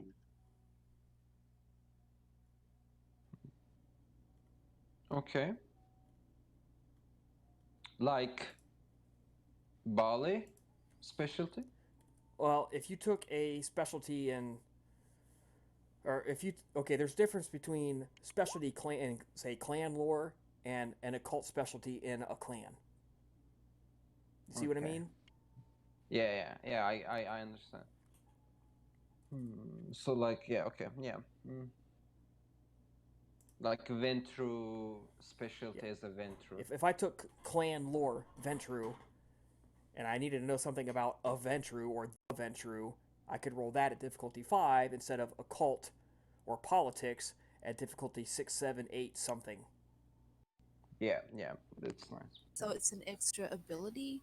Yes, it would not be on your character sheet. It's a specialty ability. So, yeah, you can either save up the experience to go to Occult 4 and then buy a specialty in Underworld, or you can just buy Underworld lore. Or Shadowlands lore, as the case may be. Which I think if you buy the lore, it seems like much better, because with specialty you just get like rerolls on 10, no, double success on 10. So, But it can the get issue expensive, being, so that's the trade-off. And also occult is more generally applicable. Yeah. So it comes I down to think- personal preference. I try to reward you for buying the specialty stuff, but I don't require it. Yeah. I think also because I also have a specialty with the And the other thing is, you're getting ideas about stuff you can try to do and try to teach yourself. That's not necessarily anything you've ever heard of before. A scrying ritual into the ghost world? Come on. it's another dimension we are talking about. yeah. So that's great. It's for Albina to say, but I feel like this will be very interesting for her too. Of course, if you share it with her. So yeah, what about you, Nicodemus? With a question, I didn't get it. I didn't understand really well. Is there something on the forearm of the Nicodemus? Is there like a... By this time, probably not very much, unless you know where to look for. And unless you're talking about the eye on his forehead, which is always there. No, not the eye. I think, did I get it right? The kindred did something to your forehead or whatever? Fine. Yeah, I remember correctly. you can make a perception plus alertness roll to see something smudged on his face, on his I forehead. would ask, I was going to say, but I'm not using aspects, whatever. But I mean, you're going to be Nice to staring see at him that. like looking really carefully, like, is that something on your head? Or you can just accept it's a smudge of dirt. Yeah.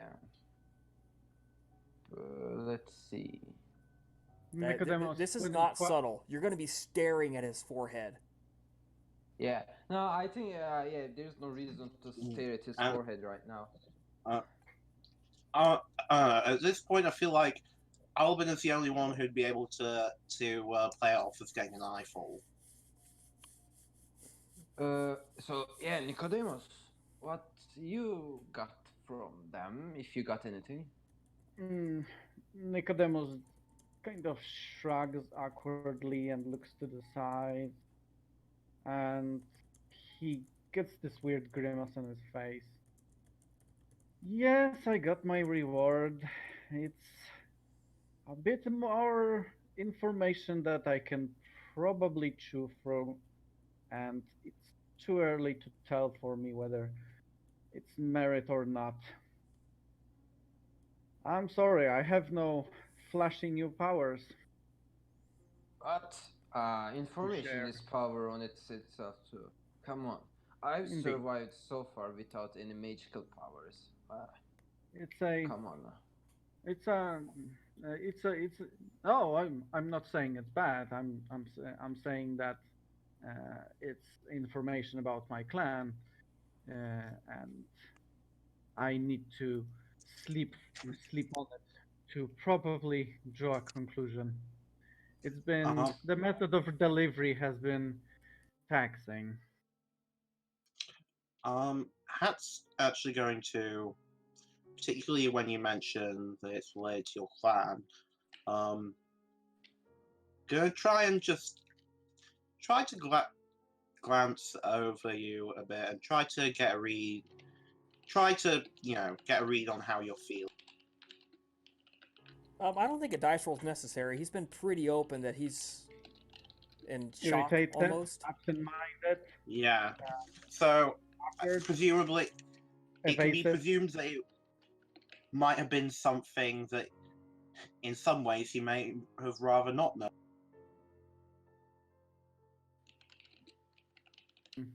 Oh, fuck. Or perhaps too shocking, which kinda means yes.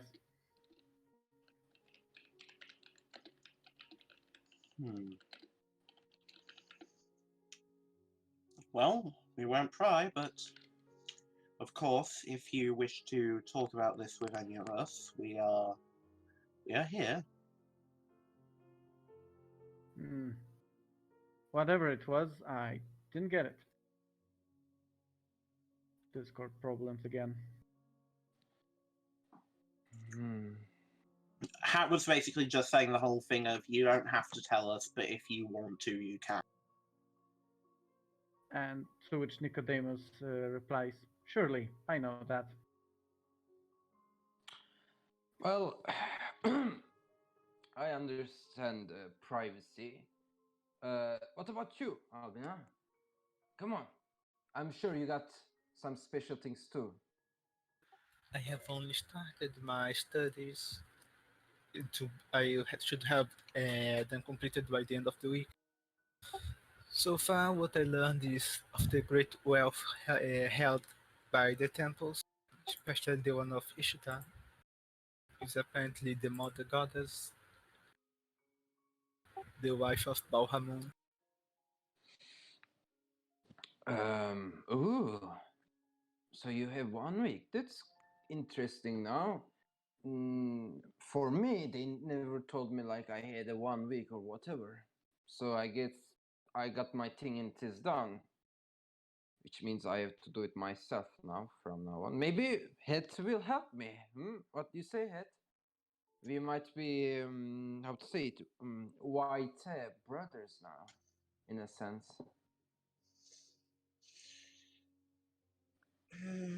Depending on how you develop, I might consider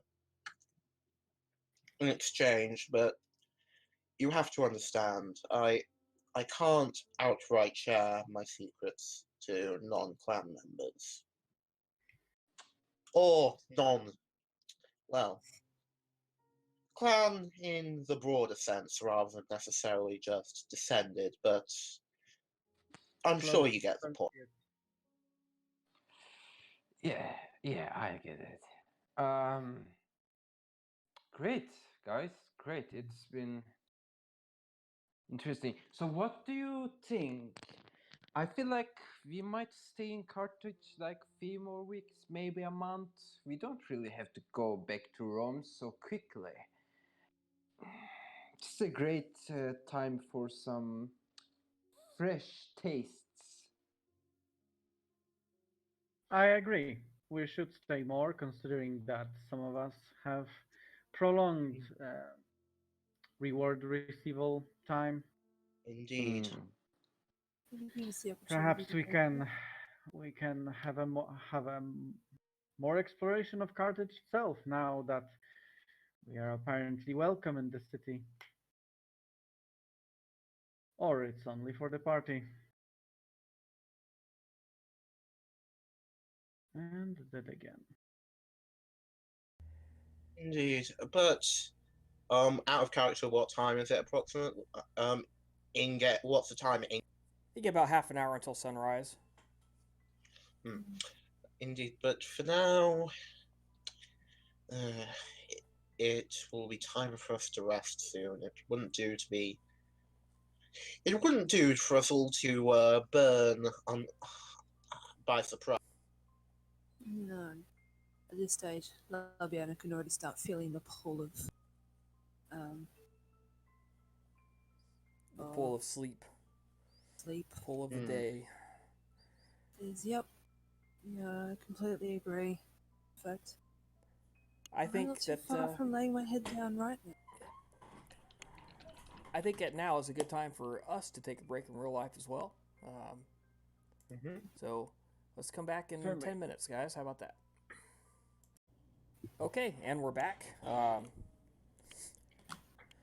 Labiana, while you are sleeping, you have a dream. And in the dream, you are desperately searching for someone. And it's your child. You feel like you need to search for your child. And you are wandering through the maze of buildings that you saw in the scrying ritual. And you turn a corner, and the little boy that you were scrying on comes running into your arms and hugs you. And he says, "Mama, Mama, please. You have to free me from here.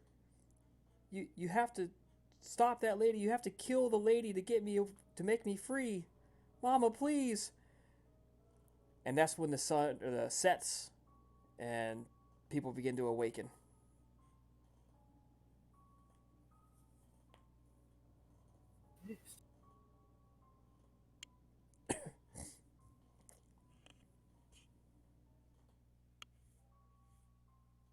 Yeah, obviously this is going to perplex Labiana on awakening.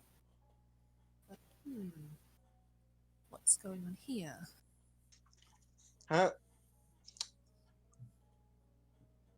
If I'm correct, then Hat should probably be waking up. Should probably be the very last person waking up. Yeah, you guys kind of stagger a little bit. Hat is. Let's see, Albana's merit helps her out, so. I mean, is anyone at 2 humanity or less? Yeah, I think Hat's the last one. So yeah. Ugh. That was Did the rest of you have a good night? Moderately. Oh, Sleep didn't okay. bring answers, unfortunately. Only more confusion. Get Mine back to is you. mine is as pleasant as it could be.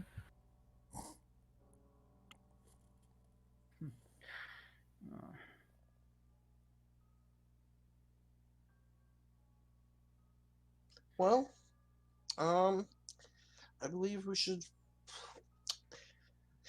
should probably go about our business for the night.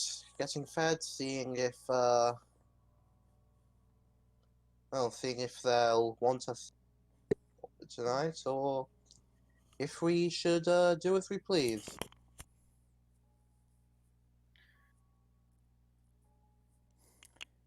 Yes, most definitely. Food first. Labiana kind of ponders. Well, it wouldn't hurt to see if there might be more that we can learn from, those we were learning from yesterday.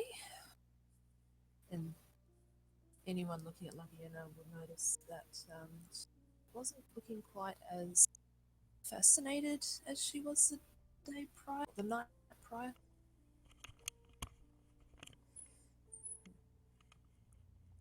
Hmm. Okay. Nicodemus stops actually, and he looks at his comrades, and he kind of winces. Friends, it seems that each of us, in one way or another, most of us, are going through trialing moments.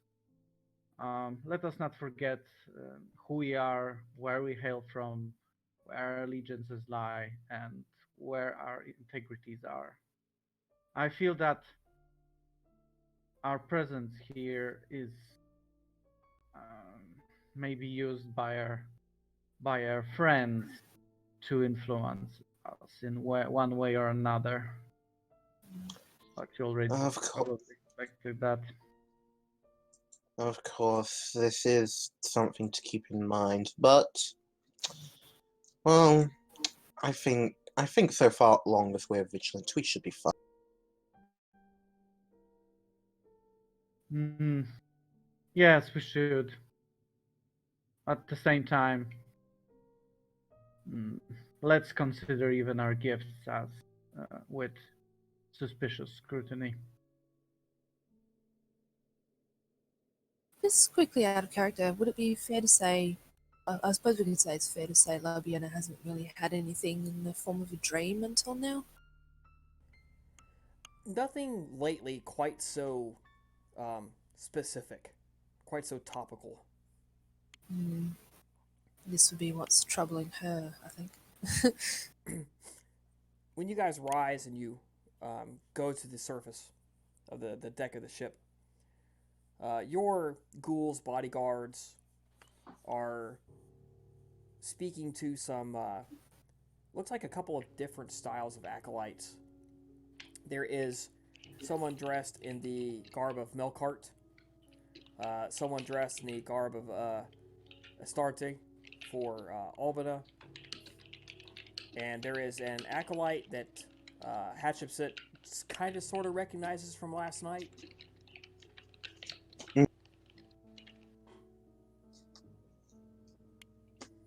And Alyssa, you Interesting. see Alyssa way back at the edge of the dock, um, just kind of sitting there waiting. Actually, standing and waiting.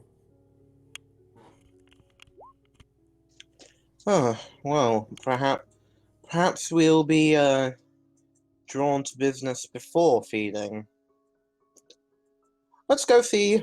Let's go see what the situation is, shall we? Walks forward to greet the acolyte she recognizes and Alyssa.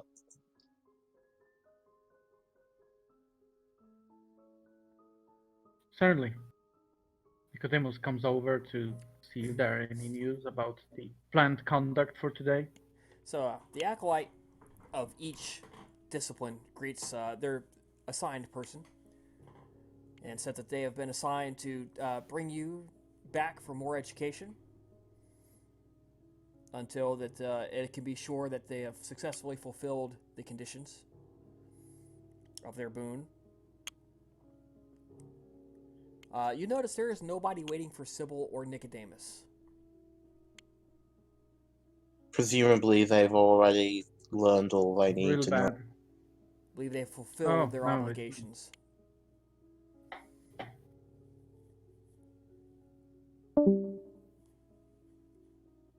Oh, someone's wrong. Yeah. All right. And that is the same for both Labiana and Albina. The acolyte bows respectfully, says they're here to bring you back.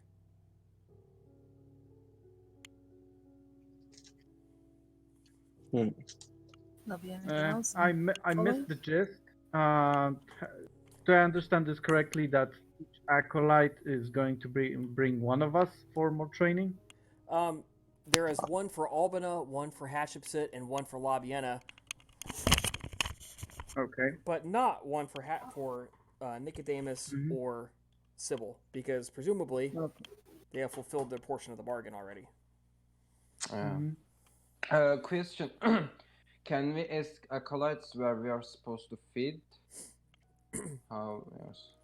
You can. I don't think they'll know an answer. Okay. Presumably, we're just, so long as we don't cause trouble, we can probably just feed. I don't know. Can we assume that I asked Gisco the other night? I would not assume that at all. Okay. I would think that Sybil was so incredibly eager to fulfill her bargain. She's like, look, I don't give a crap about anything else. We're doing this. Okay. Yeah, it's fair. It's fair. We I have really don't know how. actually not really came to any sort of official and not introduced ourselves that we're staying and partaking. That's how- true. Is that how you do things in Carthage, actually? I don't know. I mean, you guys going to speak with Hamilcar, right? I honestly don't want anything to happen to these Carthaginians. Shit. I don't know really. Can we buy slaves? Do you have money, Let's not keep our friends waiting. Hat is going to, follow along with the acolyte who's been sent to fetch her. Yeah, they'll follow along with mine. Nabiana will do the same for hers. So Hatshepsut, they're training you. You eventually reach it, and I'm not going to get too much into detail. They begin talking about the Road of Lilith to you. And educating you on a few different possibilities. And presumably some things happen that make diablerizing a baby look cute. Well, they begin talking about how it's a soul journey, and it's a journey through pain and creation. And, they begin talking about the ethics, that you have to create stuff. But it's also suffering. And life teaches through suffering. You teach through pain. You learn through pain.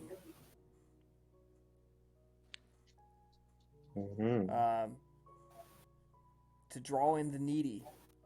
To draw in those who understand pain and suffering.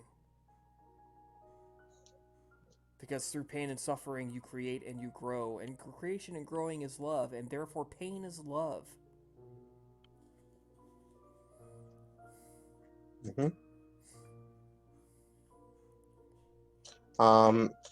This is all. I mean, a lot of this is expanding on things that Hat's, already come to. So she's very receptive to these ideas. Danelle is on the what is the road of making. Lilith making. Interesting. So is Hat going to be going straight to that, or onto a regular road of Lilith first? Start on regular, and we can decide from there. Okay. Oh, should I make the Yes, we will begin making those rolls. So Lilith is conviction and instinct. Yep. So they begin putting you through trials until those reach 1, and they're going to go to 0. So you are essentially left with your courage to make your transition rolls.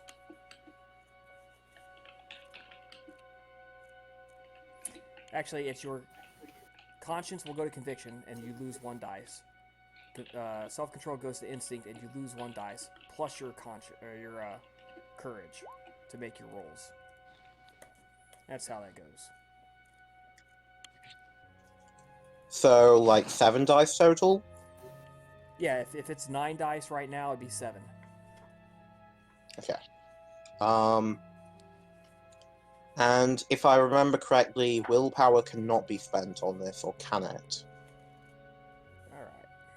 The moment of truth, making a leap. Wait. Can willpower be spent or not?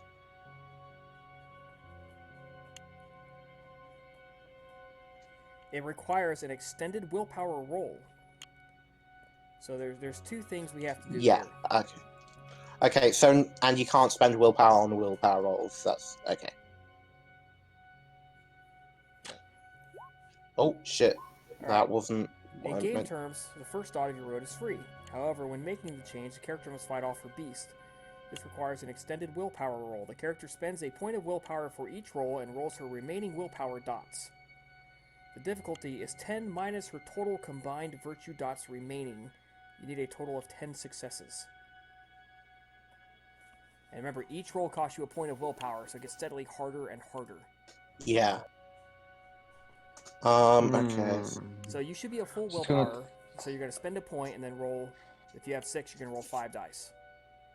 Yeah. And you said you have 7 points, right? So Yeah. Oh shit! So I need to. That's nice. That's 2 successes. That 1, should 2, be 3, free, 3 successes. Yep, and you need to earn 10, don't you? correct. So, what? Oh, you need 10 total successes. Okay. Yep. Yeah. So down to 4. You just need 2 successes for each. Ooh. That's 1. Hang on. Rolls your willpower dots. I always mix up dots and blocks. Which one the book considers permanent, which one temporary. I think dots are permanent. So roll permanent Yeah. willpower. Do Okay. they actually say block? They say I think temporary. Just ignore your second roll. Roll permanent willpower. Yeah, it's weird with Yeah, the book alright. in that sense. 1, 2, 3, 4, 5. So you've got 7 successes, and you have 4 more Nice. rolls to get 3 successes. I believe so. Yes. Yeah. Make the third one. Natural ones. No, I'm not gonna jinx you. Alright, you've got it. Congratulations, you are now on the road of Lilith. And starting at 1 dot. Yes. Yes. Man. How did you lose the humanity? This occurs over the course of the next week. Oh, okay. Gotcha. This takes Hatshepsut a week. Yeah, so do we see a steady change in behavior? You of do. You Het? see a steady change towards a little bit more cruelty, a little more callous, a little more, I hate to say it, feminist. Why? About how being a that's mother is the con- most important thing, and creation and growing. It presumably because it's easy to get the wrong idea from that usage of words. Exactly.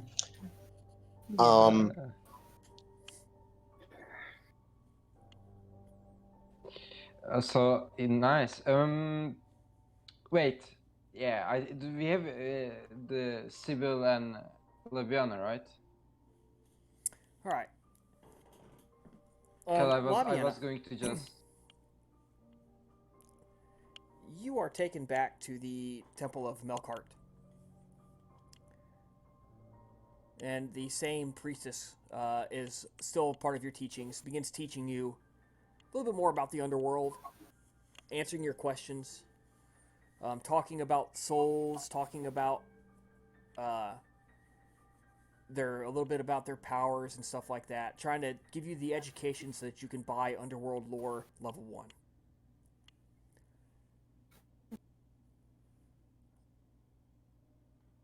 So the acolyte takes you down, and you are greeted respectfully, cordially. would you like to interact with this priestess? I would.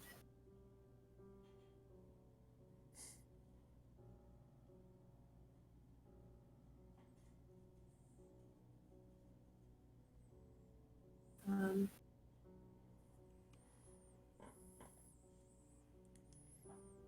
so I think it goes without saying that Labiana has questions. I'm sure she does. Mm. It's gonna go, okay. With everything that you've told me thus far about the realm of the underworld, does it have the ability to affect one's, how shall I say, sleep state, as it were? Say that again? Would the Shadowlands have the ability to affect one's sleep state, as it were?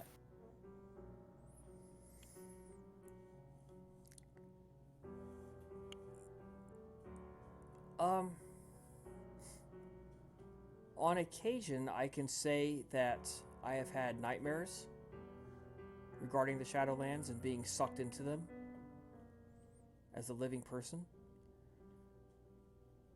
I've heard stories of necromancers who anger the gods and are cast into the Shadowlands as punishment to slowly starve and die.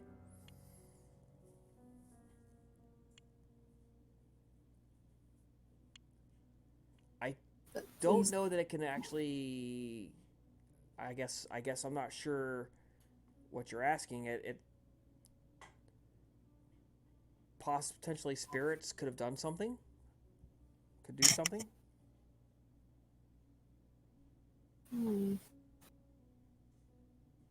What you mentioned before are just nightmares, yes? There's nothing to prove that it was caused by someone or something Correct. in the Shadowlands or the Shadowlands themselves? Yes.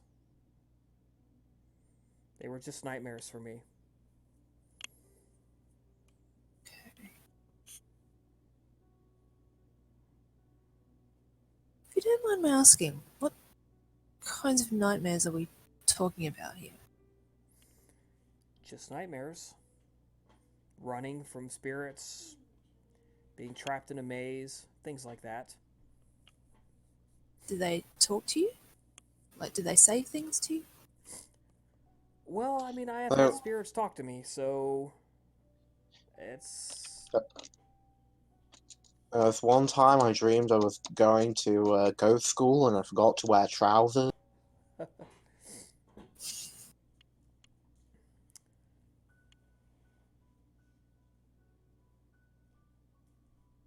Interesting.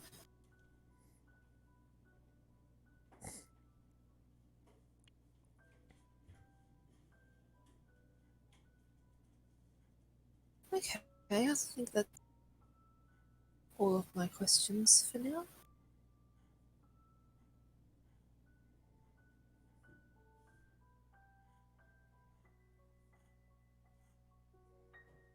Great, excellent. You have the same similar nightmare, but only after a use of the scrying ritual. So it happens at least twice more because she does the scrying ritual twice more on the same spirit.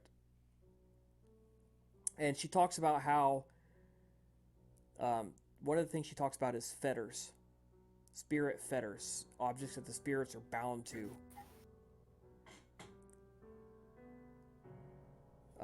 Which increase the potency of your magic against them.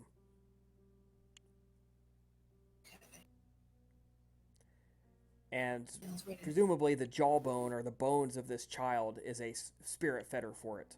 The fetter. Yeah.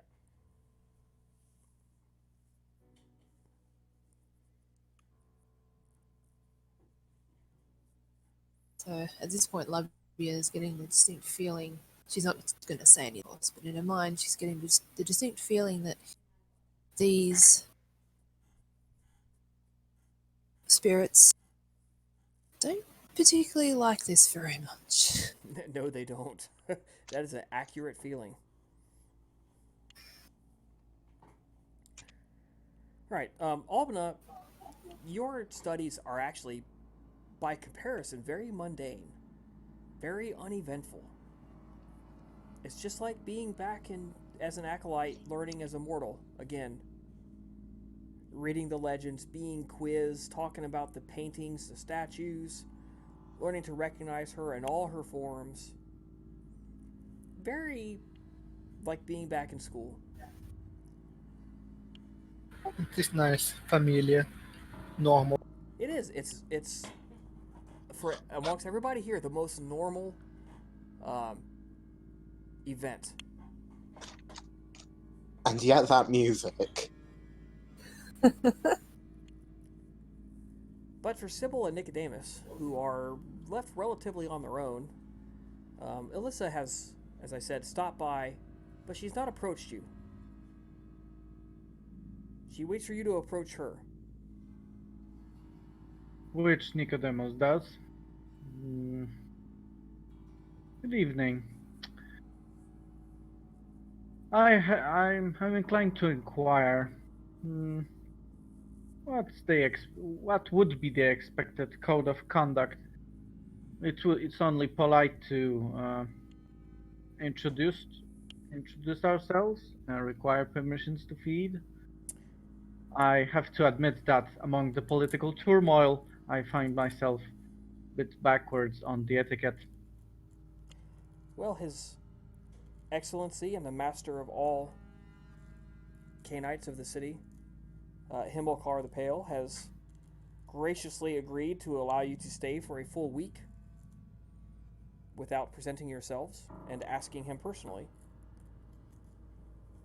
in order that we may fulfill our boon. Excellent. It seems that this has become a public knowledge. As far as feeding goes, you must keep it private. Do not let it be seen, of course. Try not to kill too much. If you must kill, take the bodies to the bay and dump them in the water. Why do I imagine just a medically trained Nicodemus just wincing at that?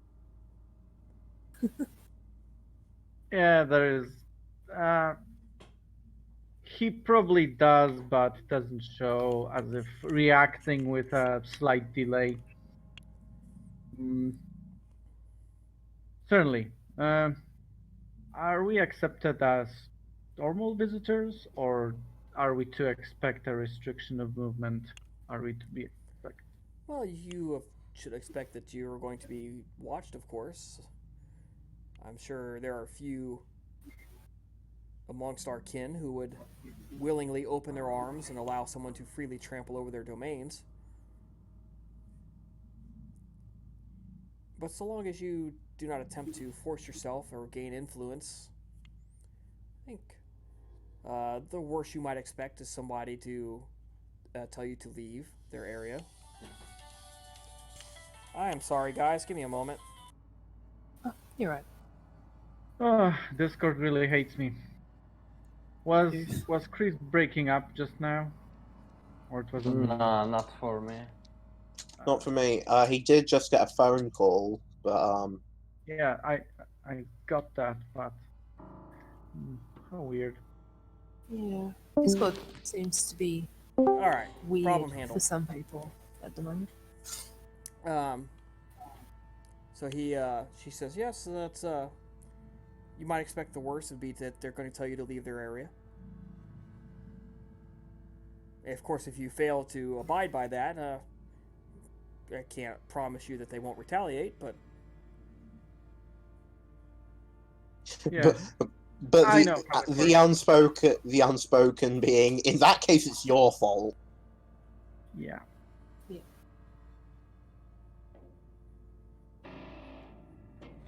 Well, I have a question too. How are you?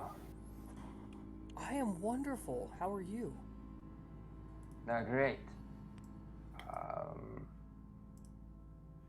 I have to say that despite the greater picture, I love the relationship we have with you.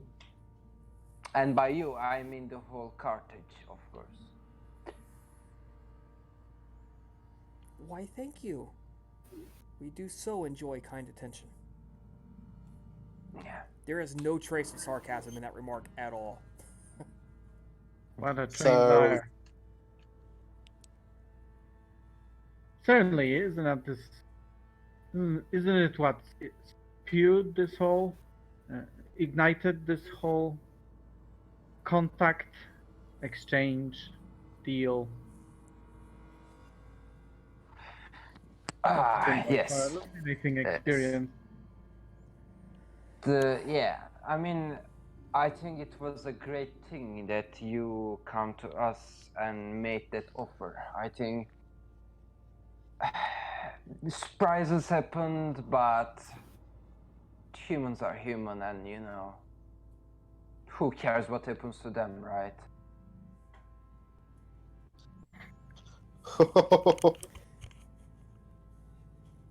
You are correct. In this world, there are those who have power and those who do not.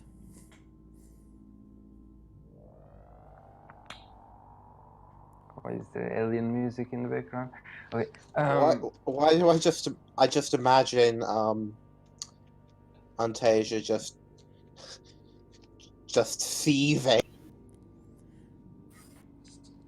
Why would he? Uh, Julia Antasia, yeah, Road of Humanity person. Okay. Wait, is he in front of us right now? No. No, but just like somehow she just knows. She can just sense it every time. Okay. Well, no matter what, I don't grudge, I don't keep personal opinions on the actions of past. I look on friendship, relationship of good ways, and mutual benefits. And I have to say that if you ever need something, anything, my arms are open and I will welcome you. Be in Rome or Greece or my home, wherever, you can count on me. As it's been proved that both sides' word is actually important to each other. And I wanted to just pick this out, so give a look at the Nicodemus after saying that. Like, follow me, see they are good guys type of look. Nicodemus just nods. The actual meaning of the nod remains ambivalent. Um. So what would fate cook up for you next? Is the job pertaining to the current agenda of the relations between Rome and Carthage still on the table for you? I mean, um, the the plot, the operation has proven some merits as we could see, but there are still many people in Rome that would. You are correct. It's uh it's a vexing problem. But we are down here and not up there. Unfortunately, I realize there's still a price on our existence in Rome. Oh shit! Oh, you were speaking. Okay. Maybe you should change the server. Yeah, I sure. didn't. I didn't hear anything.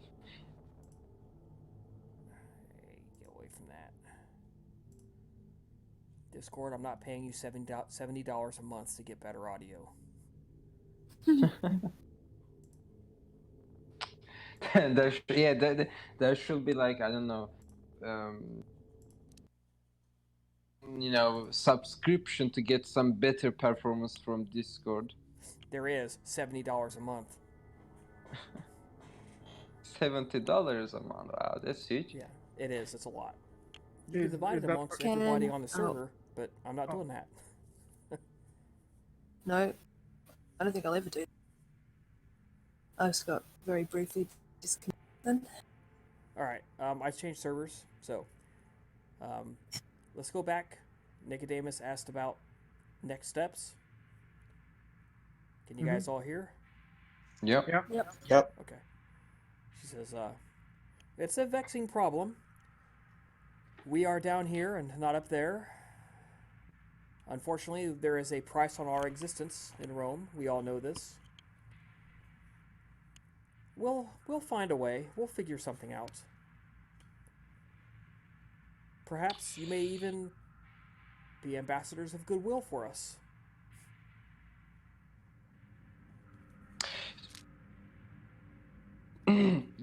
Definitely. I mean, I fully support a good way of truce between the two nations and the kindreds of each nation. To the counterparts to my associates in Rome who are driven by human politics unnecessarily, they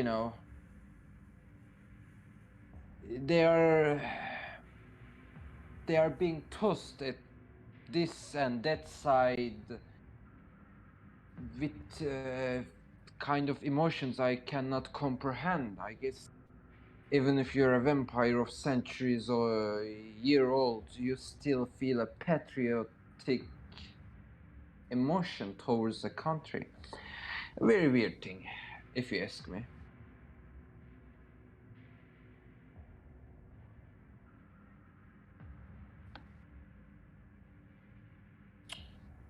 Yes, well, pride does funny things to people. Yeah. I mean, I honestly think that everyone should accept that nations die, but we do not. Hopefully.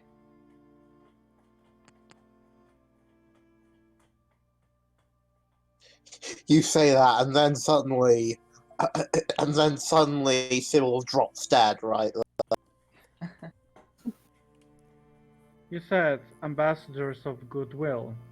Is there something specific you had in mind, or is this just merely broad elaboration?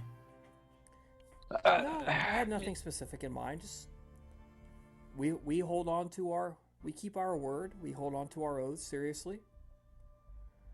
Let not the pride of humans interfere with what is good for us all. Yes, definitely. Yeah, when the time comes in the Eternal Senate, well, we are not members of it, but when everyone can speak of their opinion, I will make sure that there are more kindreds siding for a good relationship between the Carthage and Rome.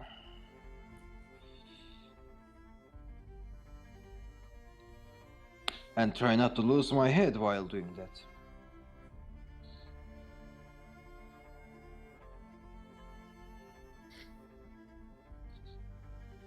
One can appreciate the sentiment.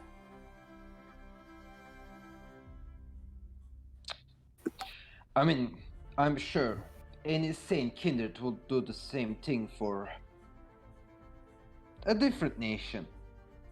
Any nation. Why, why such bloodshed when there is no benefit to it for anyone? I say, competitive situations help everyone to develop themselves beyond mundane.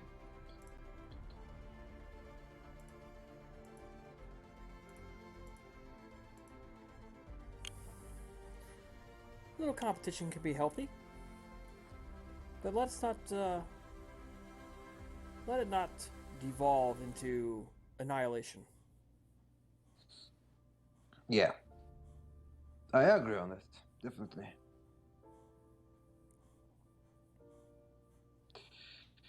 I mean, there is such a history, culture, meaning behind Carthage, like Rome, like Greece, you know, and seeing it burn in months, years, that's just as sad as seeing the great library of Alexander.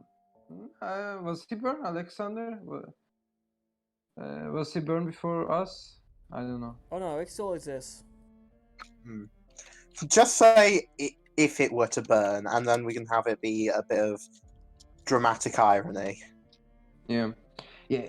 If it were to burn, you know, the library, great library, it will be such a shameful thing. And I see the same. You know, I think it is same for a country too. There is just so much behind it.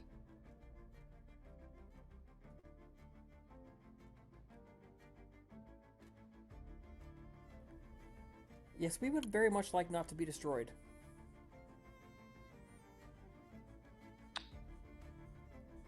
So, did you guys, I don't know, send a politician to Rome?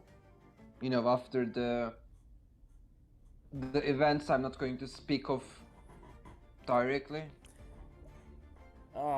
We have sent many mortal politicians to Rome. And each time they are humiliated and dragged through the mud, and eventually released to come back to us, and they'll say that we're allowed to defend ourselves once more.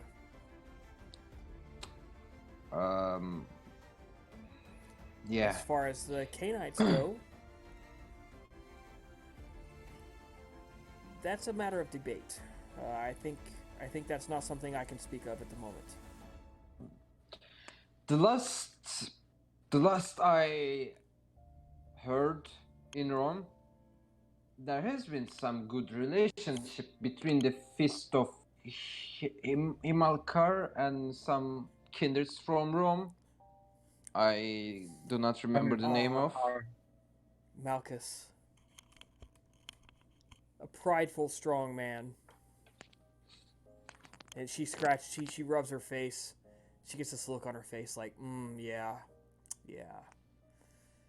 Oh, Malchus. I assume that's a mocking tone. No, wistful.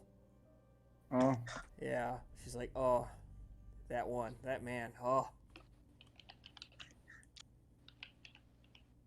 Malchus is more intelligent than he is given credit for.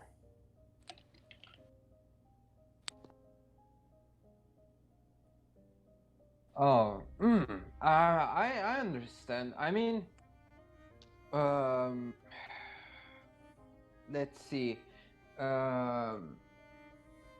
That's definitely something we can understand. Is he quickly made friendships in Rome, despite the things happen. Yes, I heard that he and Tanit Sahar became fast friends. Yeah, but then again, he's also exceptional kindred, I guess. Oh, Tanit he is held in high esteem. Yes, high esteem. So, so you know, when you guys went back to Carthage and he also went back to Carthage. I hope nothing bad happened between you two.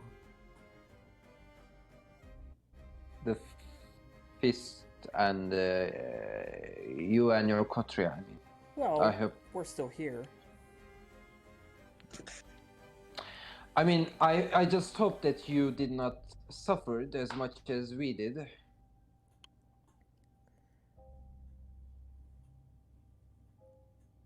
Oh, that's neither here nor there. It's something we got through. I don't think it's anything to worry about now. Awesome, awesome. Mm. I believe we agreed to leave that discussion alone. Oh yes, of course. I had no bad intentions. I was just. So I was is there just something to curious. see in her reaction when she refers to no problem and all that? Oh, she's obviously avoiding the discussion. Mm-hmm.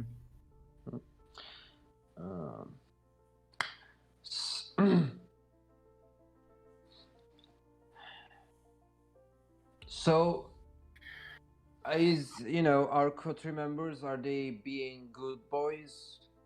Are they being a problem or what for you guys? Well, they came back to the ship, didn't they? Today? Look, if they're a problem, we'll take care of it. If it's not a problem, don't worry about it.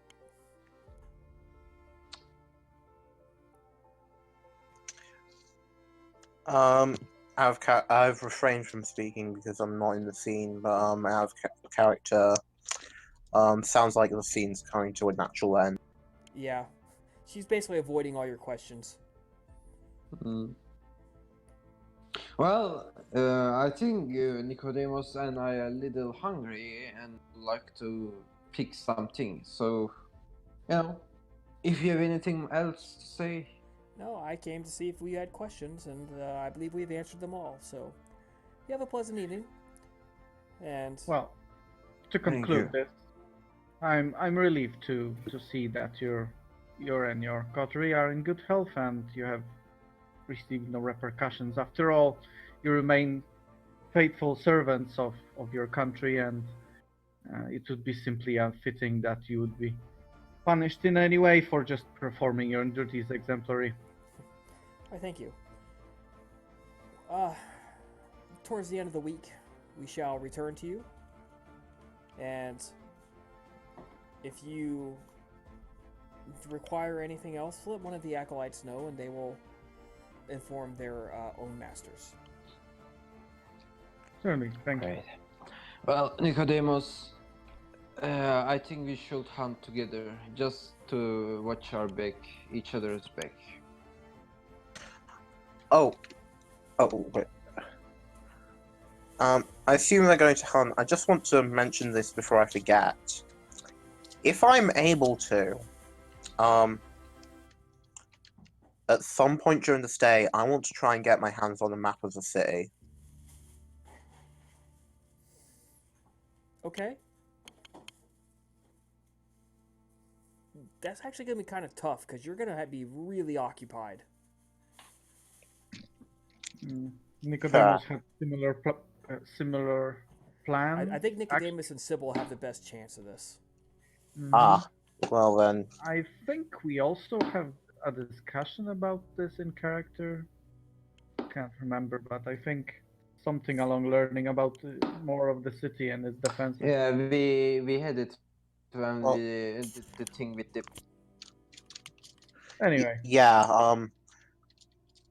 Hat wants to get a map to see if she can figure out where all the Tofits are and try and see if there's anything significant she can learn from that. Yeah, we can, Nicodemus and I can. Like, I don't know. Presumably it won't be so obvious as just, spelling out, "We're summoning demons" in all caps. Yeah, last time you guys recall, the Tofits were actually pretty well guarded. And the only reason you got into them was Yeah. Yeah.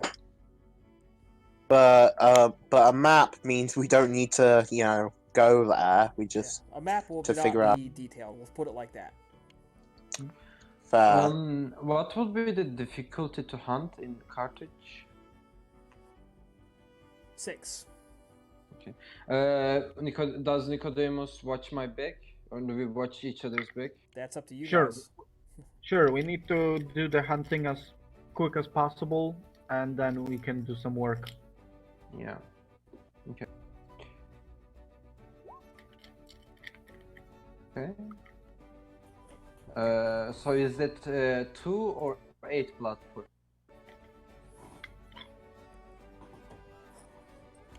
We're gonna say 8, Okay. since you got somebody watching your back. Why is this music making me think of Over Den?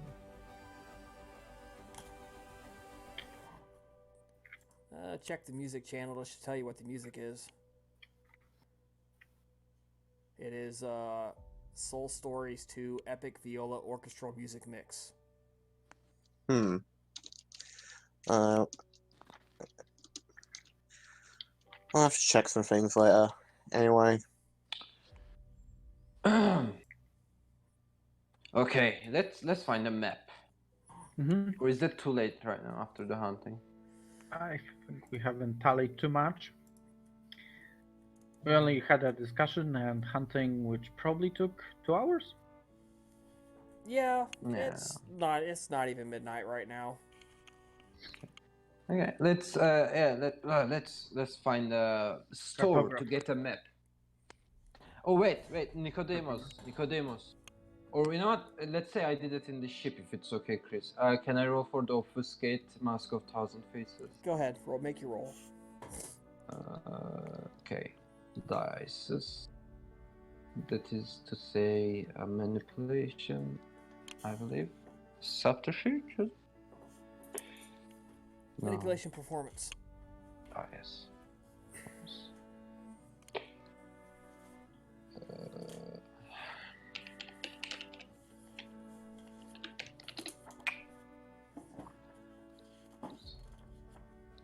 Modifiers. Okay. Roll. Cool. Difficulty 7. Yeah, you're having issues. No successes. Oh, there it goes. Oh, Throw it okay. again. Yeah. Okay. Few minutes spanning. Yeah, sure. You Decent look lady. like a generic person. Yeah, generic NPC look. Every 5 person in Carthage looks like me. Alright, so the two of you are out and about, wandering the city. Just two dudes walking around. Nothing to see here.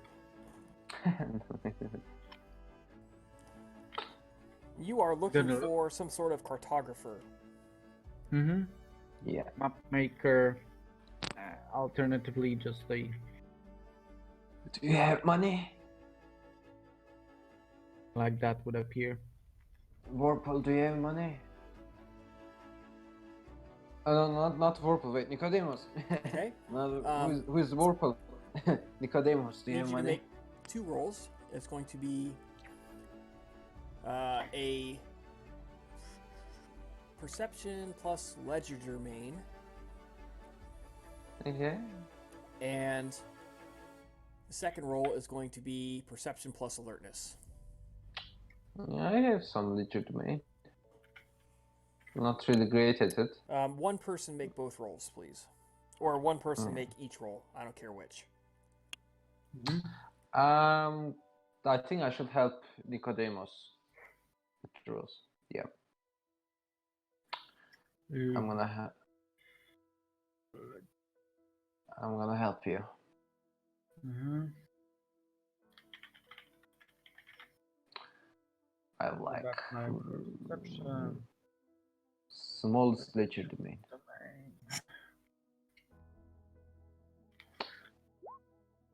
Well, at least you have a 10.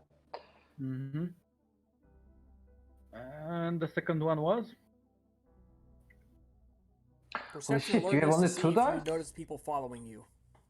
I should done that roll. Okay, whatever.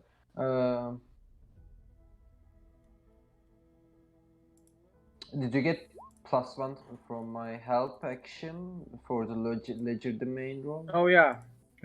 Sybil declared helping. Oh, Yep, so you did should that get one count? extra dice. Okay, so that would be one success.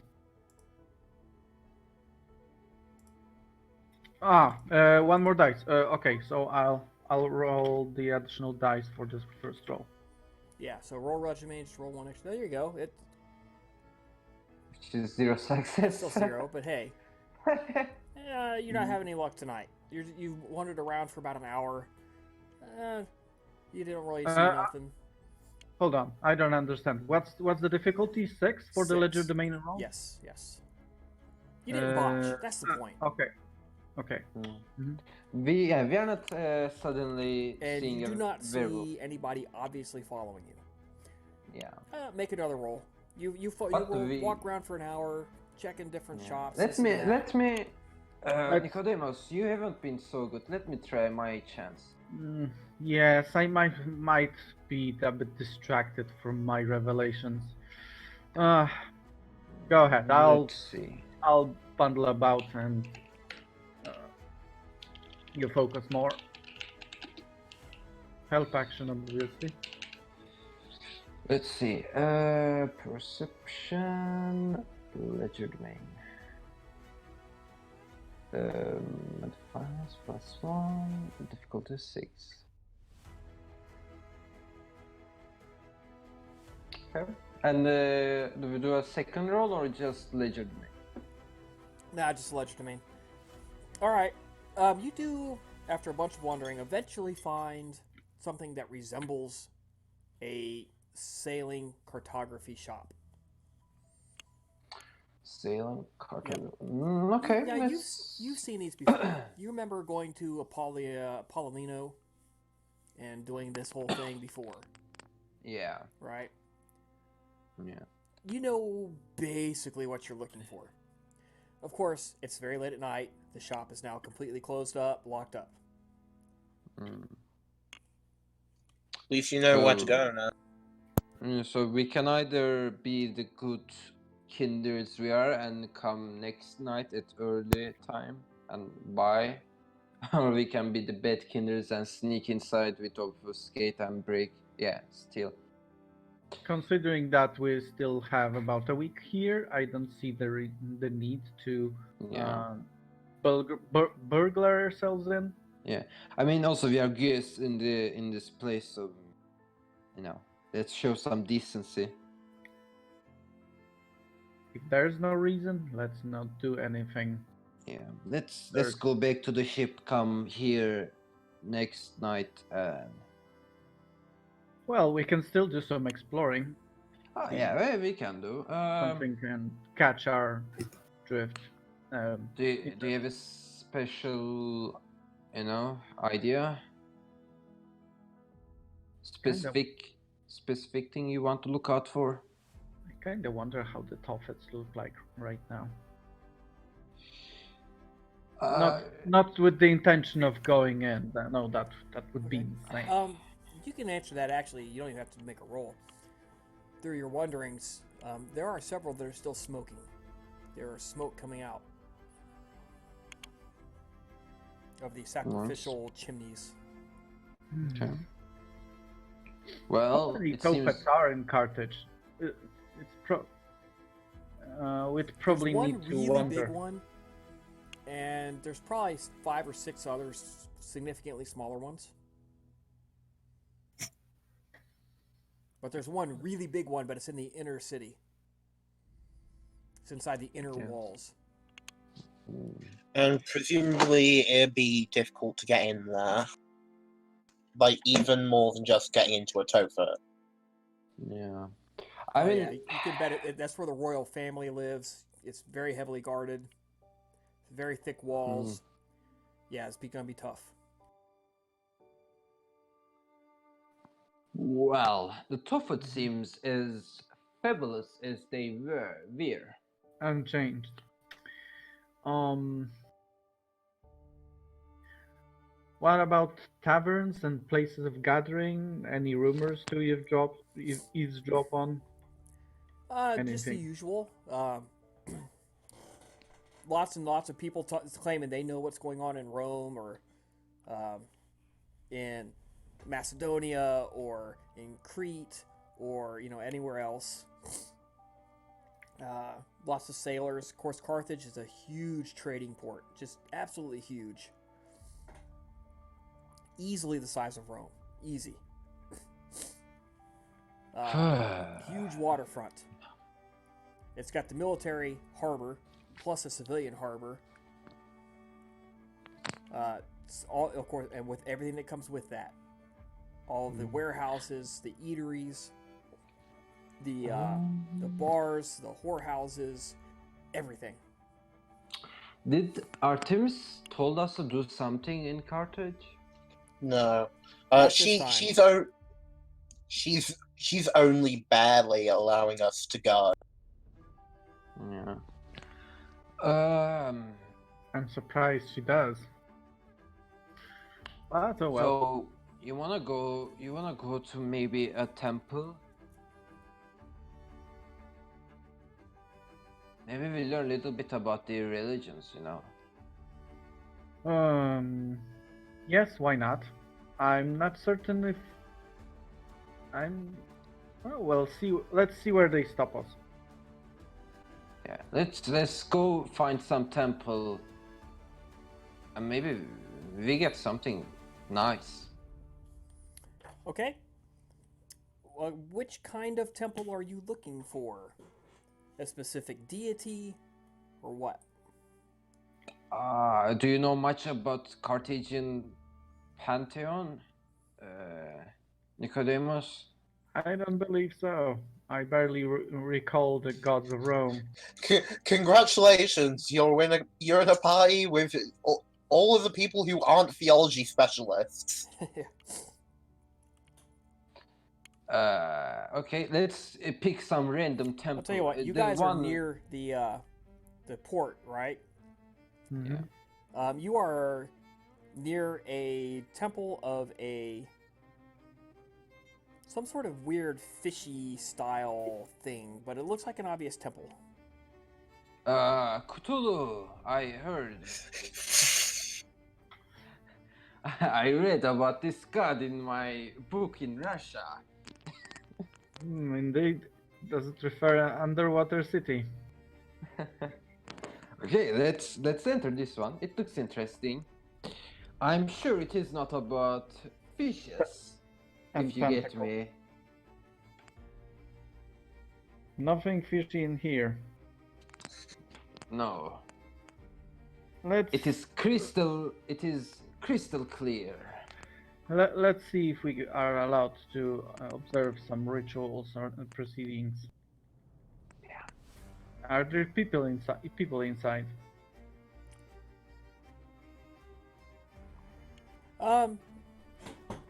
There's a guard.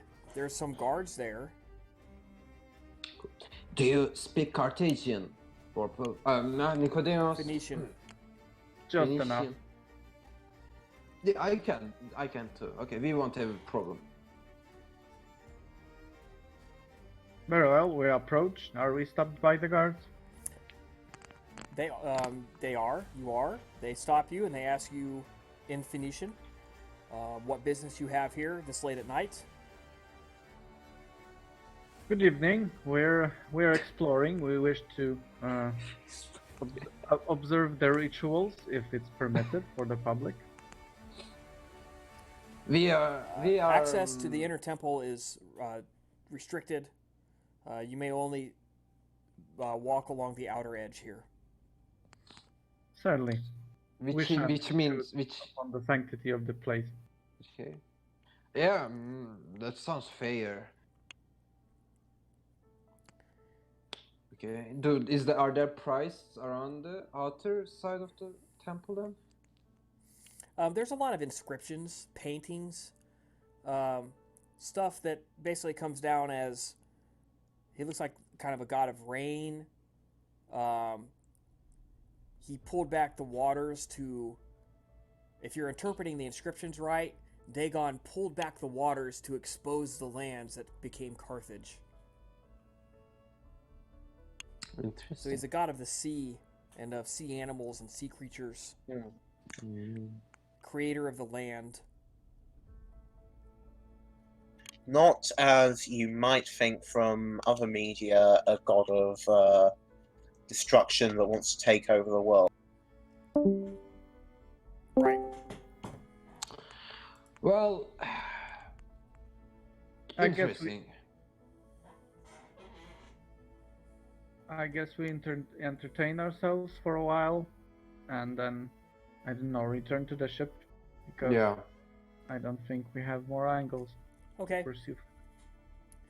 Things continue in this pattern for a few days. All right.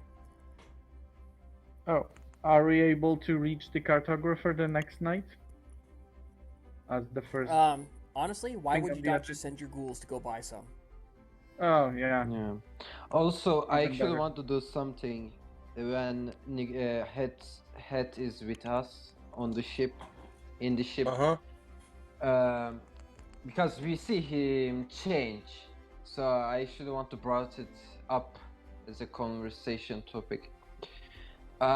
Het, I just wanted to, have you with us right now before you continue your thing. I was just wondering that you have been changing so far, and are you okay? I'm just very worried about you. Do not worry about me, Sybil. I am fine. In fact, I feel my mind is a lot clearer now. What do you mean? I think, well, let's just say that I think I've found more agreeable ideas.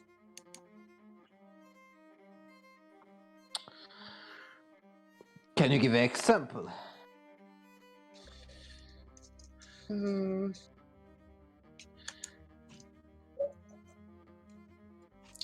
I perhaps a little hesitant to go too much into it right now, but suffice to say, certain aspects of my beliefs that have previously been difficult to reconcile with,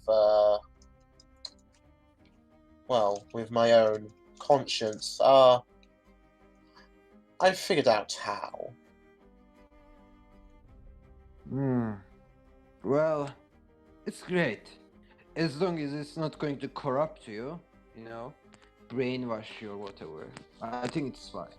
I'm happy for you.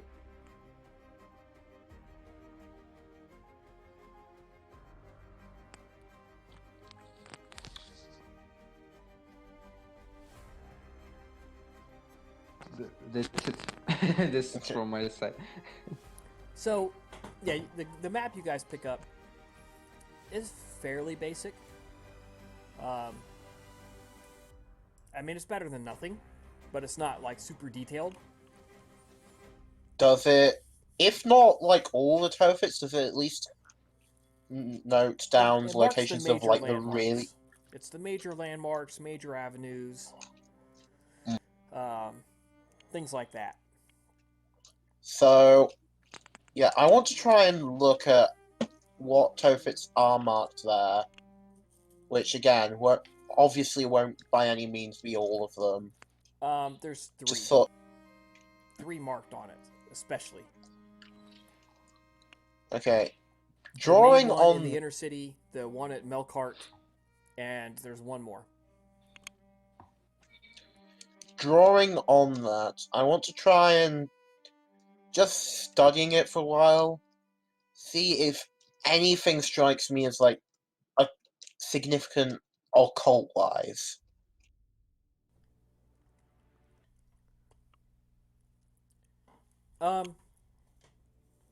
Both you and Sybil should roll your perception plus occult. So why me too? Because you have oracular ability as well. Okay. Perception plus occult. Okay.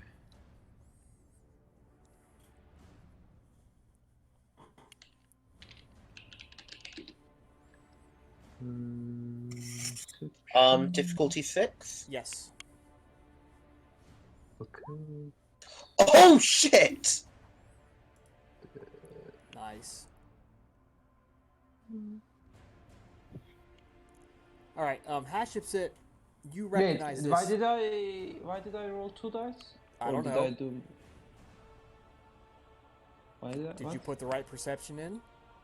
You rolled it's 2 from attribute, then 2 from ability. Okay. Hatshepsut immediately recognizes this.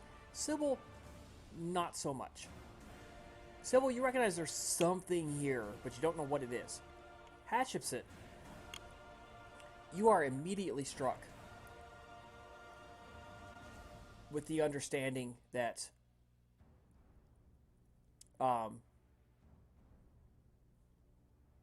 there is a mystical pattern to this along what are called the ley lines of the earth. Oh boy. And you just know immediately that if somebody were to stand at the center Tophet in the inner city, they could rival the power of gods. Fuck. In point of fact, I think before she says anything else, Hat will just exclaim, "Fuck." Sorry, could you rephrase that, Chris? No, I think I'll let Hatshepsut rephrase that. This isn't, at least not that, we may have been on the wrong track, with binding, summoning, appeasing other powers, maybe, but what I can say for certain is this is channeling an immense amount of energy and power. For what purpose? Well, quite frankly, if someone were to harness it from, and Hatshepsut will point to the central Tophet, they could do whatever the fuck they want.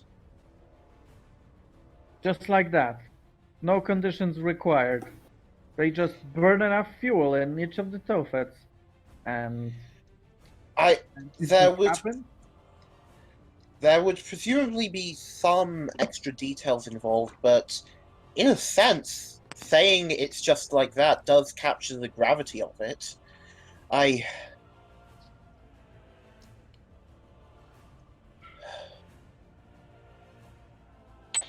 Well, what does it mean? Does it mean that should the war be coming, and should we find ourselves storming the gates, we'd have this person in the center to contend with? Is it a real threat that can be used against Rome? Let's not limit ourselves with Rome. Is this a threat that the whole world will suffer for? Or that's fair, actually. However, it doesn't seem like it has been used in any recognizable way so far. It stands to reason that should Rome invade, it would be put to use. As you say that, actually, Hat will pause to consider something. The rate at which Carthage has, regained its resources is supposed to be, unusual, yeah? Yes, it is very unusual. They might have already been using it, but not for war. This rejuvenation of the city? Is that what you're referring to? Yes, you know that my arts allow me to influence the weather, yes? It was very common for some among my clan to use it to aid in the agricultural endeavors of the mortals under our sway. And And it means to the others, it plainly means, well, the gods are in our favor. Indeed, and also makes the mortal stronger. so, and I get I've- closer to the group. So, what are we supposed to act after this vision of yours? How are we supposed to act? That will carrying this information back to our I can tribe. only I can only presume that if Artemis were to look at it, were to hear of this, she would not even think about any other possibility. She would be going to war. But here's the question. We don't know if this is meant for something evil. Maybe this is just something meant for a good. It doesn't matter at this point what it is meant for. The sheer fact that here lies something that potentially could endanger Rome in Gravitas' way would be incentive enough. And furthermore, some of those who would invade Carthage would be to seize the power for themselves.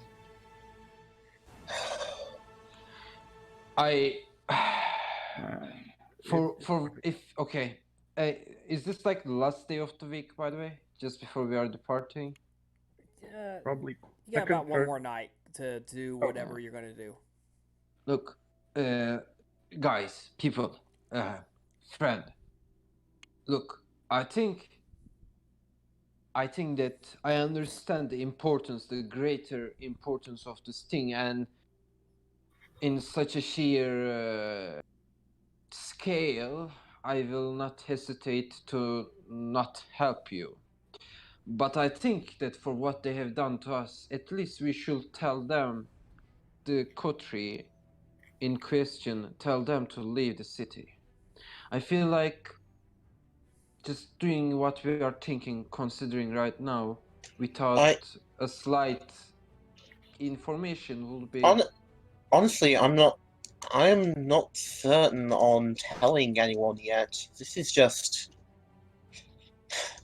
Part of me is almost admirable of the sheer amount of... They've clearly been working on this for a while, and it wasn't easy. This is... We've seen there has been sacrifices in those Toffets. And then there is this... In the map, does it look like a structure? It's not that detailed. Position? You can't tell. Okay. Okay. To give a bit more clarity on what I've been saying, the blood we draw from mortals and to a lesser extent animals lets us power our own supernatural abilities, yes? Imagine being able to draw to, even a very limited extent, on the blood of the world itself.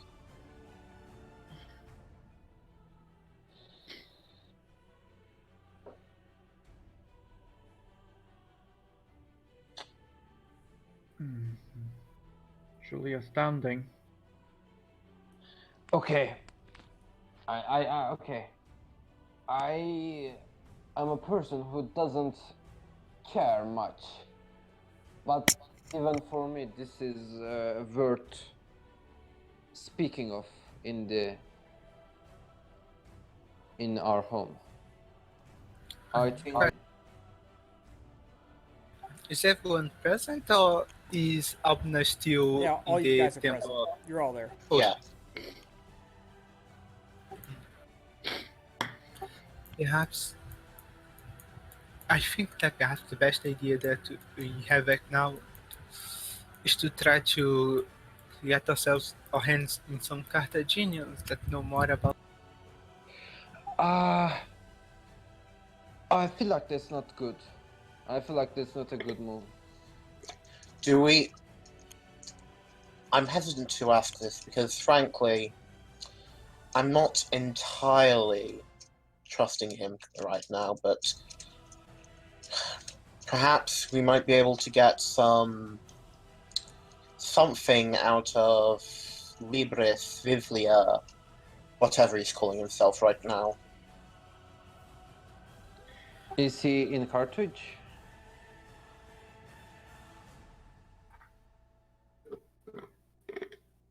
Was he in Rome when we left? Or... No, he was not, but you don't know where he was. Ah.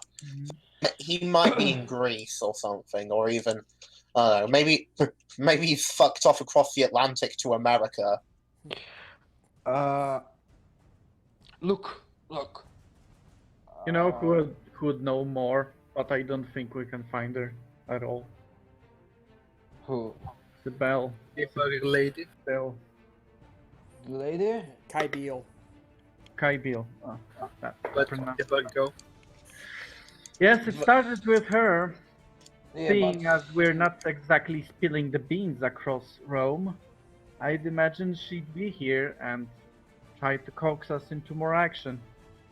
I think we won't be able to find her, but she might. But so far it's been several nights and she did not contact it with us.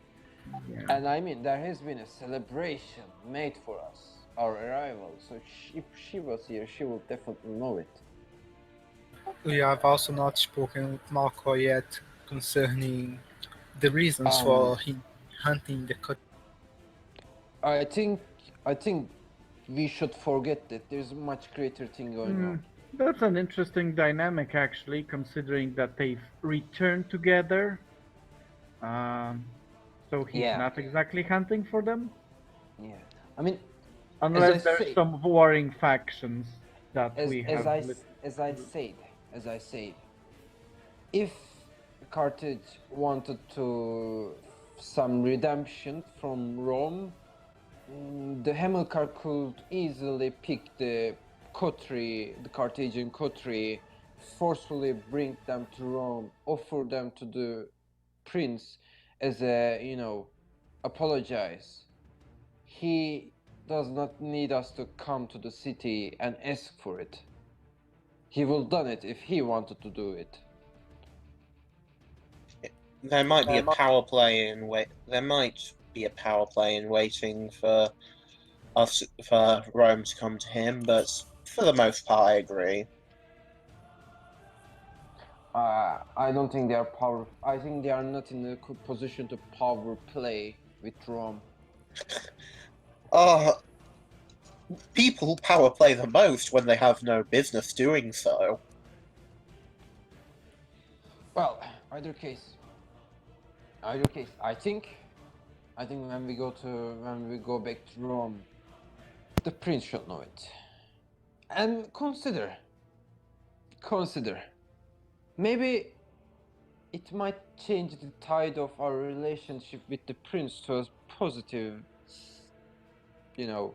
mark. Perhaps.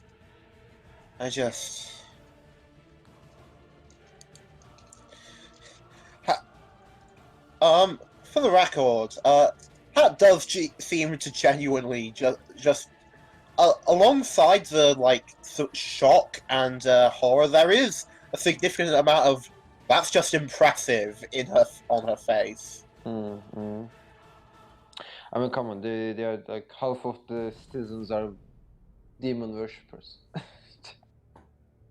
And demon worshipper vampires have done some great stuff in the Canaan. So yeah. But back to the character. I think we should not speak of this anymore. I mean,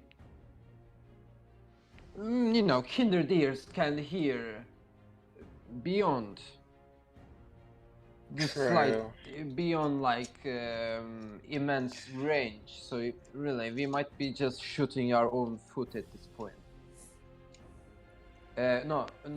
We might be. What's the arrow thing? There's no firepower, gunpowder in our time, so it will be some different. I know.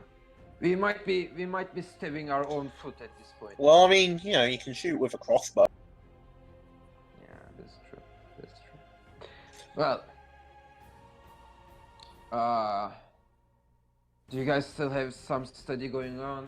You know, Pet, Yes, I Albina. do need to.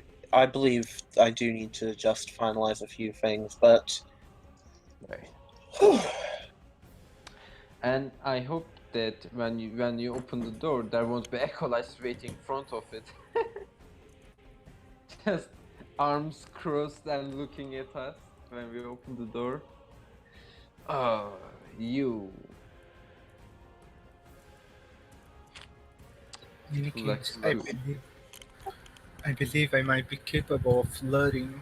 We might be capable of luring some of us back to Rome. So what? You might be capable of luring some of the members of the coterie back to Rome. Just let it go, man. You are immortal, okay? You have all the centuries if you want to do that. Just not the time for it. Come on, Alvina. You are much better than this. You are greater than this. They are Don't pretty look at much. the. They are Don't pretty look. much aware that there's bounty on their heads. What would possibly coax them?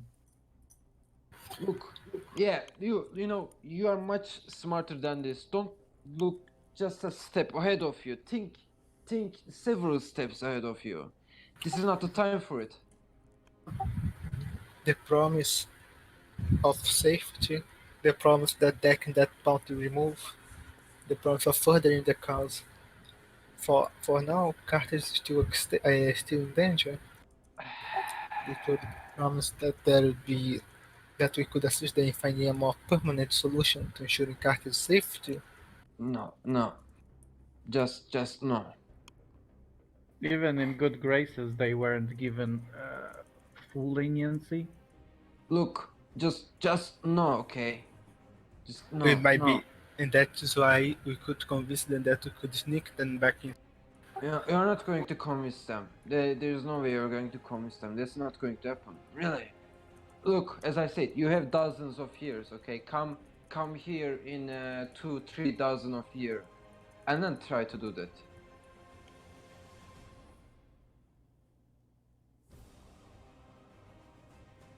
Not right now. Not in these conditions and point of aggression between two countries.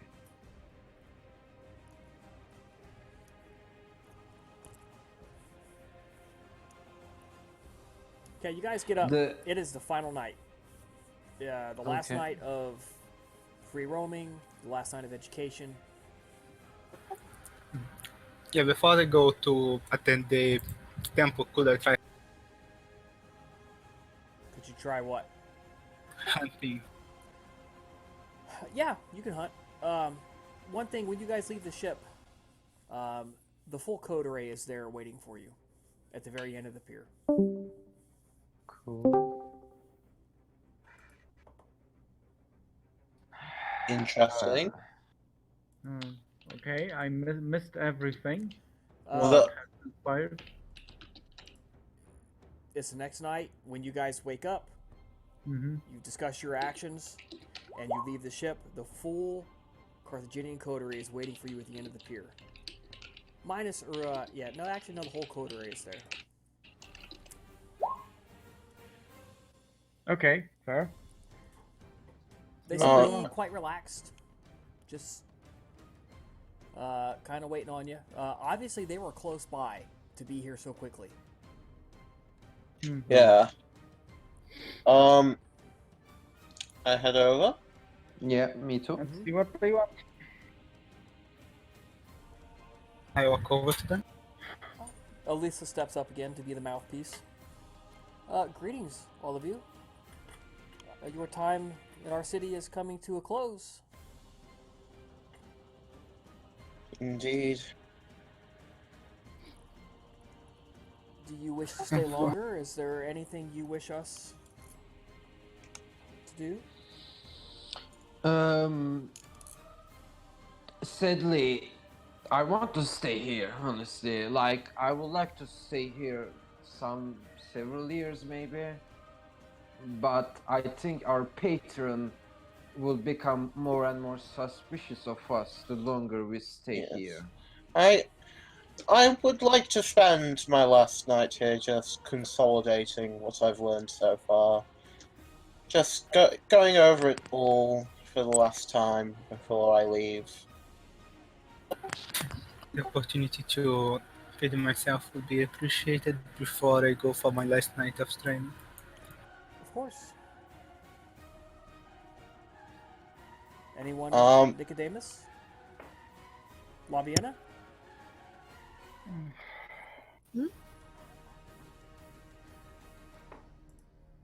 No further requirement. Neither here. Well, then I wish you, and we all wish you, a pleasant journey home.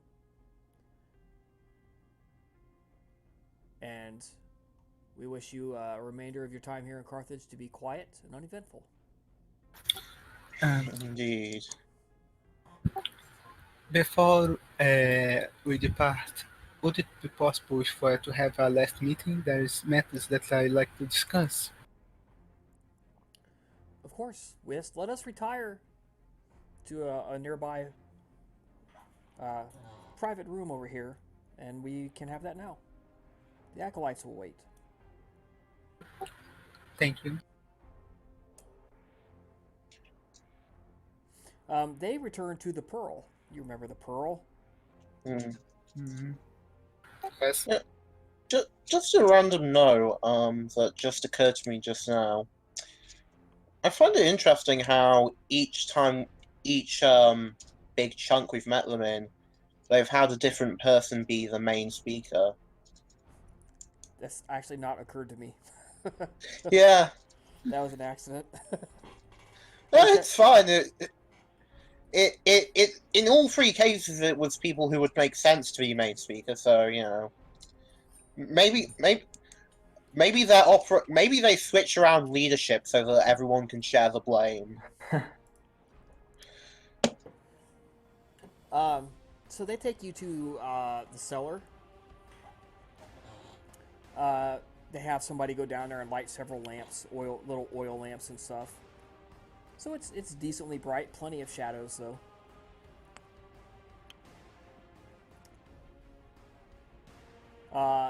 Hyatin sits right in front of you, and Elisa sits right beside him. And Danelle, actually, Danelle will not be there because he is going to go consolidate with work with Hatshepsut. Sorry. Yes. So yeah, you have 4 of the 5 there. Something that has been concerning me. I know that it is not desired to speak about such matters now, but it is realized that Carthage is still not yet safe from Rome. Yes, we know that.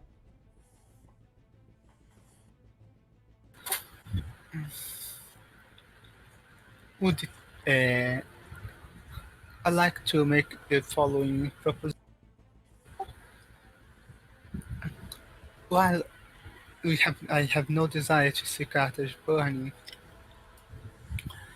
yet I believe that when it's required your cooperation to achieve that. The plan that you set up with K2R is admirable, but if you are to trust us with your end goal, I believe it would have worked much better. I have the proposition of helping at least one of you to sneak back into Rome so that you can start laying the groundwork to bring the others. But this time, I like for there to be no secrets on your plans. To keep me informed of everything to ensure that such misunderstandings do not happen.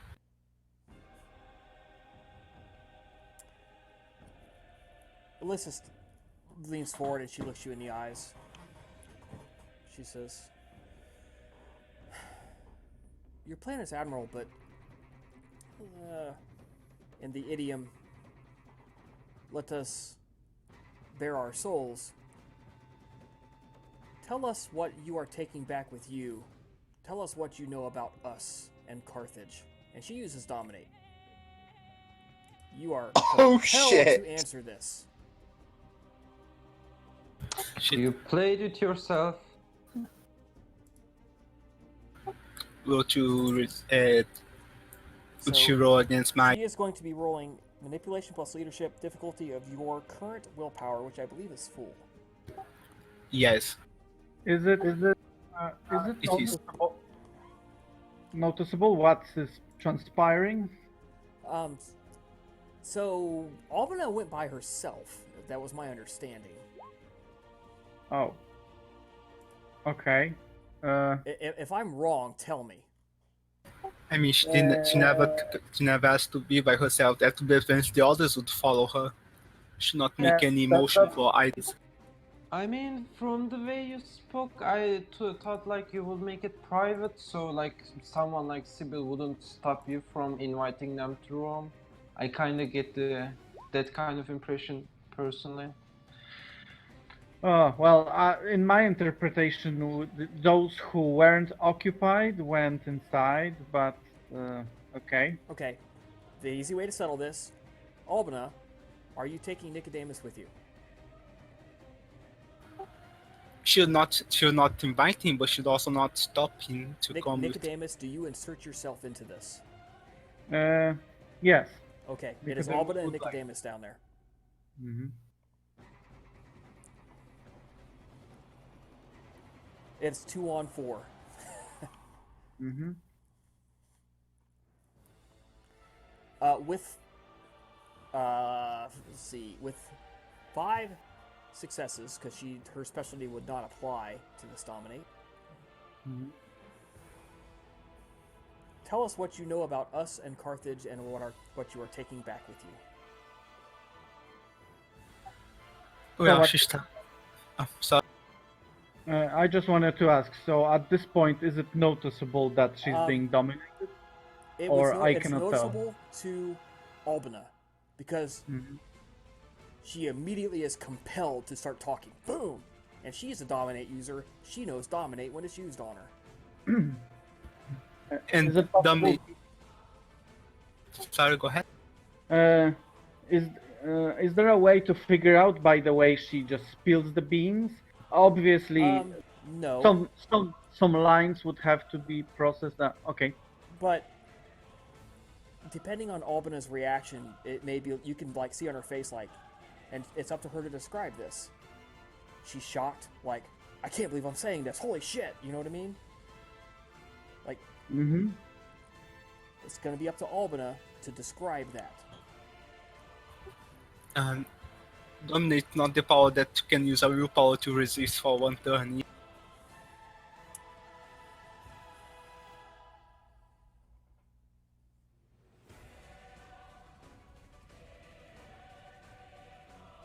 And high. Yeah, dominate difficulties are equal to the vampire's current willpower unless noted.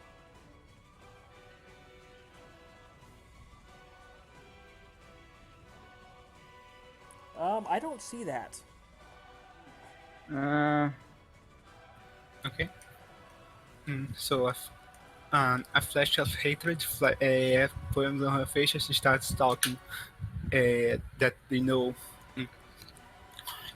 about how Carthage has been making usage of human sacrifices, that they know about and the Topet as being a place for human sacrifices to empower, they believe to either empower something or to drown the power of something.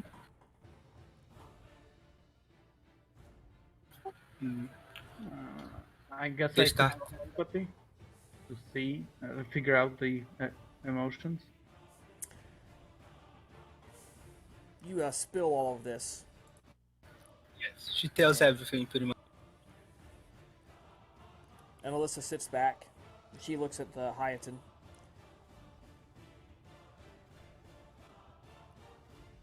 And he says, well, that's not surprising to us. We assumed you already knew all of that.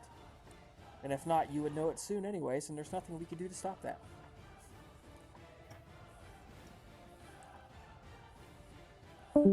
In the interest of full honesty, mind you.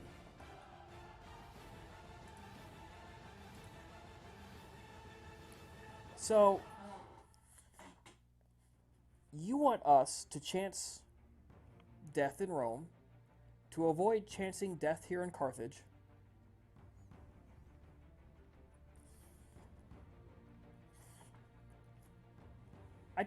I fail to see the upside in this for all of us. For you would share in our punishment if we're caught. But otherwise, you become what known as a savior.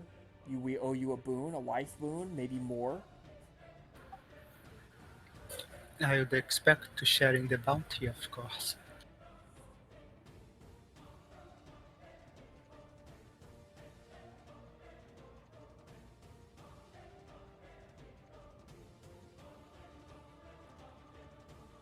I think not. I think that we shall allow you to return to Rome as friendly, letting them know that we are not a threat. Let them know that we keep our word and fulfill our boons. And that life would be significantly better for all concerned if we are simply allowed to exist. Allow the mortals to send money to Rome. Let them fund Rome's empire. We don't care. Let the money from the trade of Carthage flow to Rome's coffers. Let the mortal politicians grovel beneath the boot, beneath the hobnailed sole of Roman sandals. We don't care. Take that back to them. What do you care for? We have what we care for.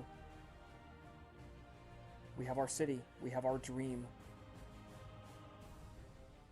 We will seek to reestablish our dream.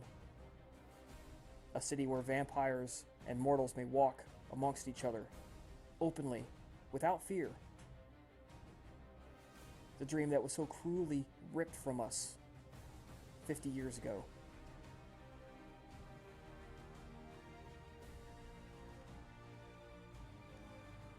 But we do not desire revenge on Rome. The best revenge is to live well.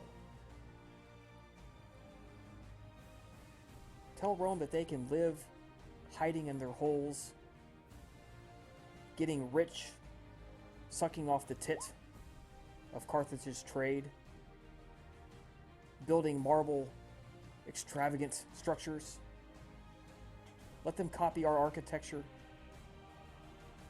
Let them imitate in stone what Carthage has already built. And perhaps when they have matured enough, they will imitate in spirit and flesh what we build here as well. You believe Rome might one day be a city where mortals and vampires walk open? I am more concerned with Carthage and regaining that which has been taken from us. Take that back with you. Tell them that we do not desire revenge. We do not desire blood, Roman blood. We do not desire war. Can I do a sensibility check on his speech? Yes, you can.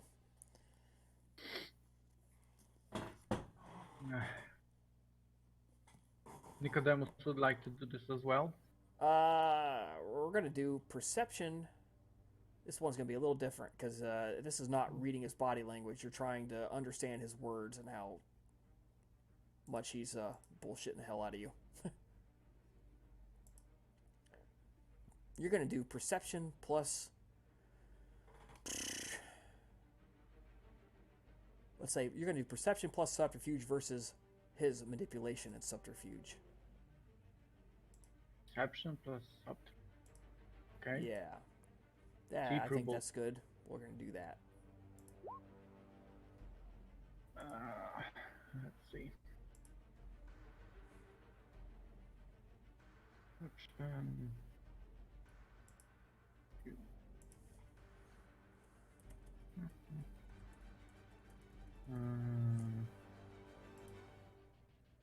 adding a dot of willpower?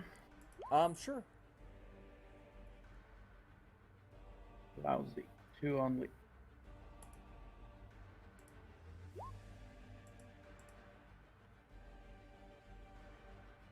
Two and two. Defender wins. He seemed serious. Very, very serious.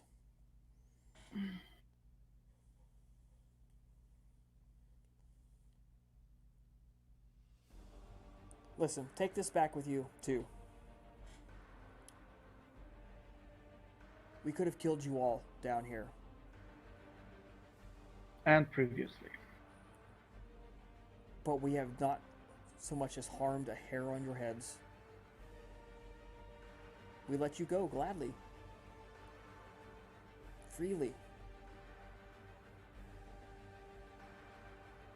We fulfill our boons, we give you above and beyond knowledge, power. Take it with our blessing.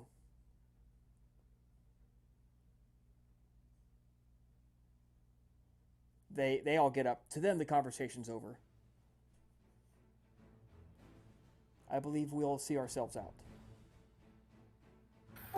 Abinag gets up and heads out to do the feeding and head to the.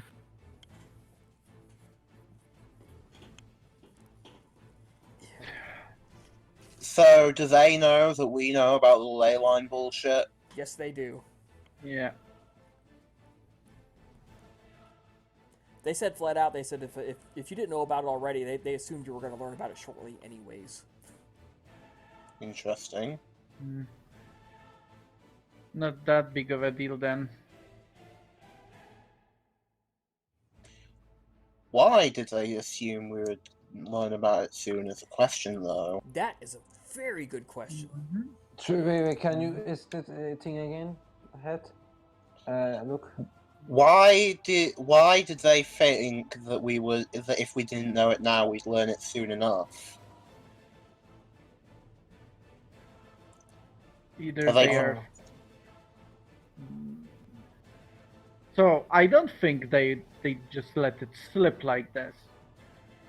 It's a well calculated expression.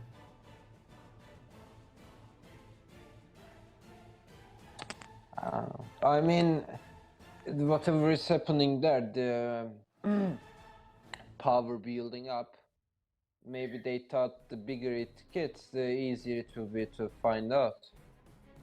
Maybe the influence of this magical resource is not easy to keep in check, so it just influences everyone in its range. Like, Or you know, or maybe they're planning to do a show of force. maybe. Oh. Maybe it is a bait. Maybe it is just a bait, you know, like Yeah. showing something so openly, not Yeah, but- denying anything and not taking anything at all. There's also a way to bait someone. I mean, Well, into what? into what exactly? Because their whole agenda was to avoid war.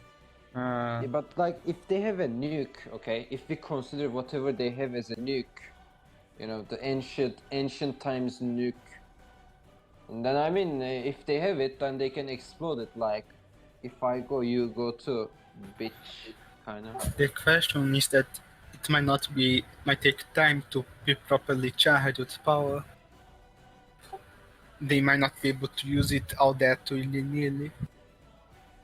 Furthermore, there might be some cost that we are not seeing involved. I in think using- I think whatever is the cost was the humans who has been sacrificed.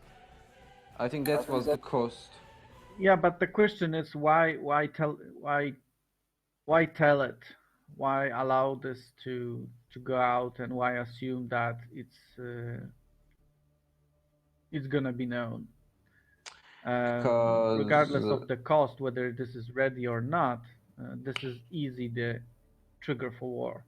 because mystery brings fear. I mean, look, if they have nothing to lose and they have a weapon of mystery, it is a like double-edged sword, okay? And they might want to take a risk, go for it, and hope the best. Maybe, when animals are cornered, they start attacking, leashing at whatever is front of them to get out. Maybe this is the cornered Carthaginians doing their thing. Yeah, could be. Maybe it's a last resort thing with in face of inevitable war. Yeah, that's what I'm trying to say. Like, this doesn't have to mean that there is a grand thing behind. This might mean that they have a one trump card and they feel like this is the point to use it and just like open everything to the table in hope of like one last chance to survive. Yeah, but still, currently, if we deliver this news back, a plan can be made to try and circumvent this advantage that is implied on Carthage's side. Employ to sabotage the thing, destroy it covertly. Maybe they will go to war. Anything can happen. I think Alternatively, this is exactly what they expect, and the whole thing is to sow discord and doubt. yeah, but I think this is the deal, right? So I think that this kind of important thing, I think if we do not mention it, at future we will be like, why didn't we mention it? We are going to regret not mentioning it, rather than going to Rome and telling it. Like this is like as I said, this is like knowing the enemy has a nuke, right? They have the nuclear weapons, nuclear shells. Look, we haven't yet decided what we'll do. We'll need to think about it. On that note, Will fir- I think it's time to pause. Yeah. We're going to do 2 experience points for everybody. Great job tonight. You asked some really good questions. Fulfilled. Really was pretty took some big balls to come down here, to be honest. Yeah, and I'm surprised I got that 5 successes on that ability, Yep. oracular ability. So, next game's gonna be 2 weeks. I am not certain if I'll be able to make it. Something might be coming up for me too. Oh, I will let you know as soon as I know. Hold on. Okay. Hold on. Oh, That's wrong on my part. I meant the 14th of March. Okay. Maybe under Um, question mark. Can I raise my new virtues, conviction and instinct? No, but you can rate your past score, but you're gonna have to practice your new virtues more, I think. What's the experience for thaumaturgy? It's in the book. For the discipline itself, it's same as any other discipline. For Okay. new paths and rituals, then it's its own thing. Gotcha. So it is 7 times the the dot. 10 for the first one, and 7 times after that.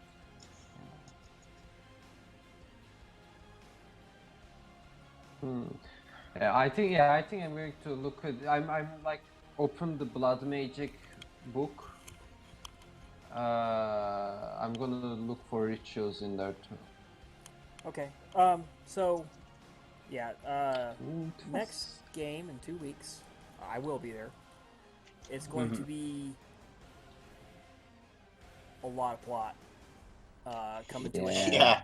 I'm Yeah. curious. Not to give too much And- away. It's going to be pretty serious. I wonder if Sahar's gone by this point, because that'll be another thing. I don't want to spoil the mystery for you. It will be It will be Yeah. a plot point that will Yeah. come up. I'm just mentioning it Yeah. because of what I know about. Anyway, I'll just Yeah, yeah. I know what you know about. So, yeah, it's things are coming to a head pretty quick. I'm I'm curious, like that. What happens if we go and tell this to Rome? Like what they can do, what will they do?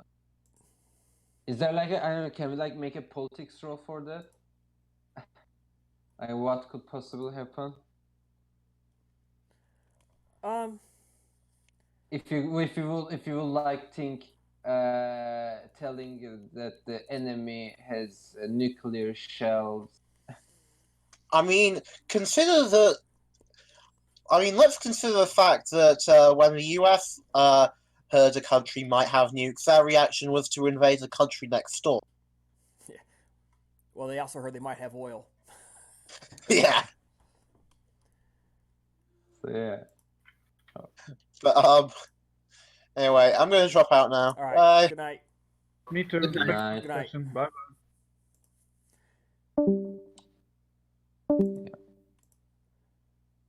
Good night. I will go to. Yep, good night, Thanks for guys. the session. Good night.